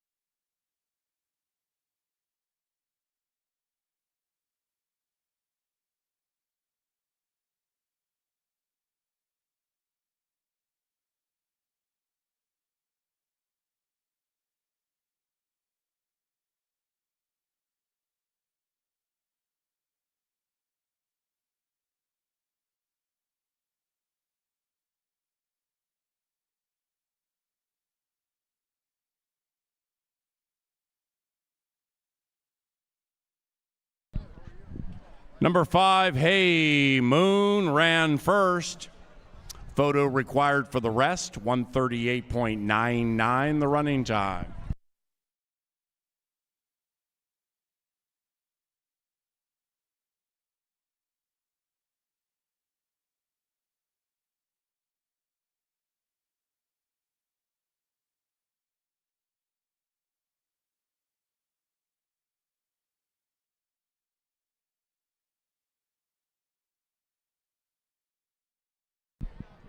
We had a claim in race number 7. Number 6, Giano, claim for $7,500. The new trainer, Stacy Rushton.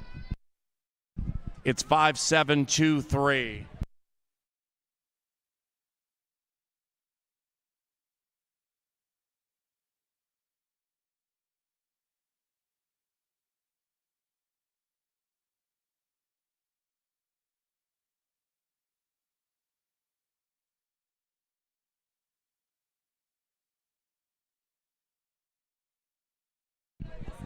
And the 7th is official.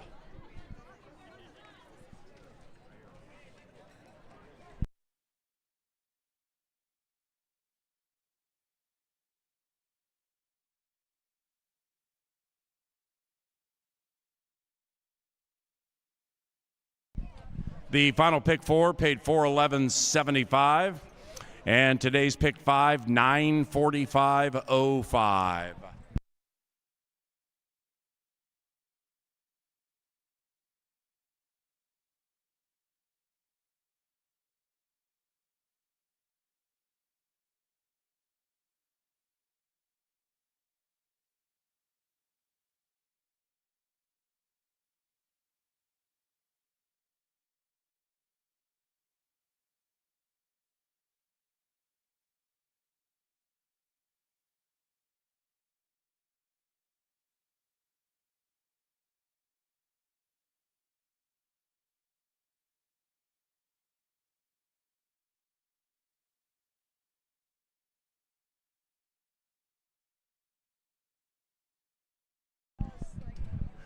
Now entering the winner's enclosure, Hey Moon and Eduardo Gallardo. The winning owner and trainer, Martin Escobar. Congratulations. Thank you, Paulie. Kids run on the track within the next 6, 7, 8 minutes. Get ready.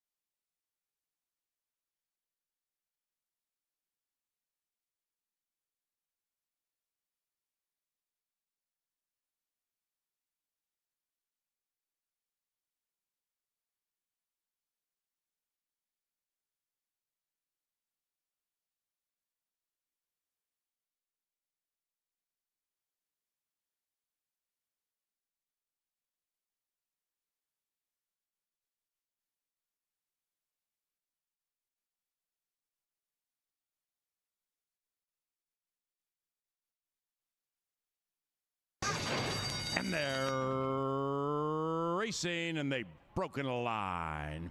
Clear the Coast came out speedily, so did Hey Moon, and Hey Moon is on the lead. After that, Giano tracking the leading 2 to the outside of Juan Colorado. Next to the rail is Without Equal, and next to that one, Whiskey With You. Limited Heat Wave is advancing, but doing so very wide. And the one in last is Aeromax, 10 from front to back. And up top, on the lead, Clear the Coast at 25-1. Clear the Coast shows the way as they head up the barn side. It's Clear the Coast from Giano, who's good to go. Right behind them, Juan Colorado, a length and a half clear from Hey Moon. Hey Moon secures the inside and is joined by Limited Heat Wave. After that, Whiskey With You, 6 lengths from the lead, 2.5 clear from Without Equal, and Aeromax is last, but only 9 from front to back, and they head into the far far turn, and Clear the Coast is looking to blow the tote board to Burnsville at 25-1. Giano in second.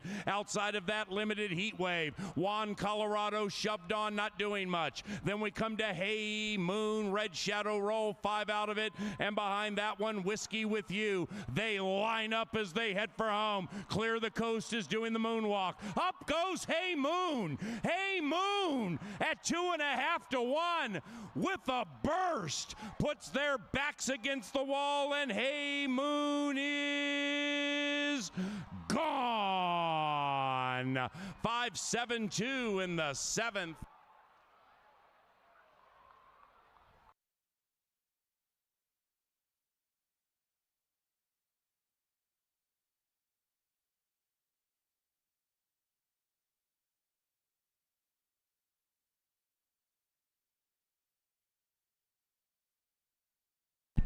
Here come the boys and girls for the first race.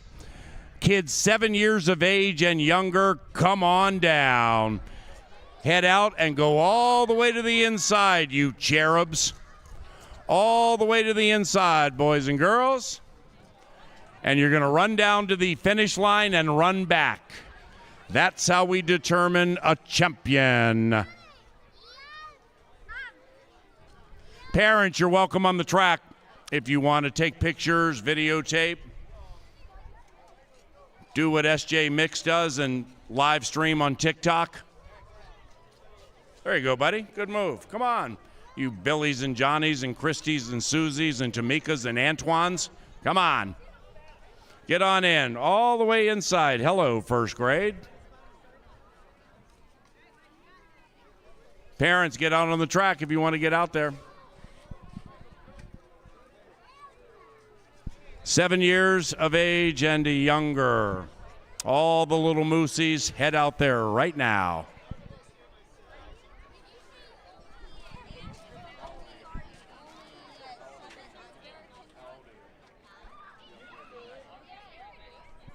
All right, gate's about ready to close. We got 2 races, don't forget. All right, kids, you're going down to the finish line and running back. Ready, go! And the little boys and girls are off. And the moose is on fire. Takes the lead with the blue shirt, and he's flying down the track, barefoot and all. My man right here in the blue shirt can run. Well done, buddy. Come on back, boys and girls. We have children down on the track. We got flip-flops all over the place. We got Amanda designing a new neutral zone trap. And the first heat is complete. We have some stragglers, parents. My man in the cowboy boots flying down the track.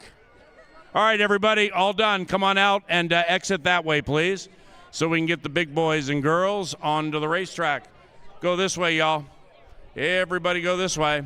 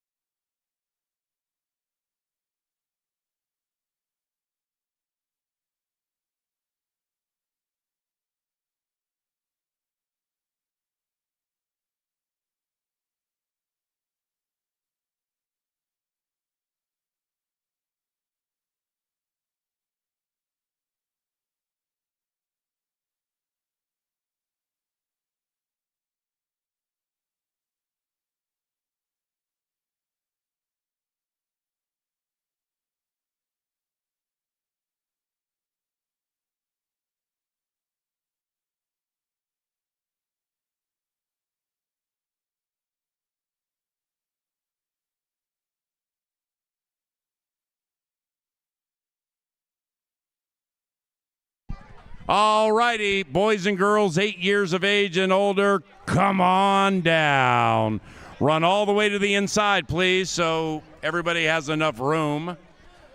Same goes for this age group. Parents more than welcome on the track. Big contingent for the 8 and up. What's up, little brother? Here they come. Last chance, gate's about to close. All righty.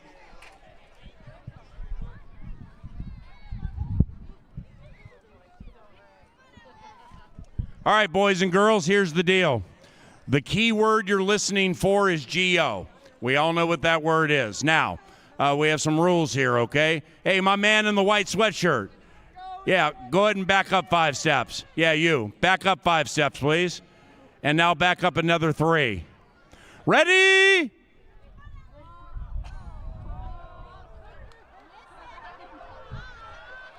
You can just keep on going. Go! And the big boys and girls take off. Please don't step on the little child. They're flying down to the finish line, and now they stop, take a look, and listen, turn around. The kid in the black shirt is just too fast for them all, and he wins with a flip at the end.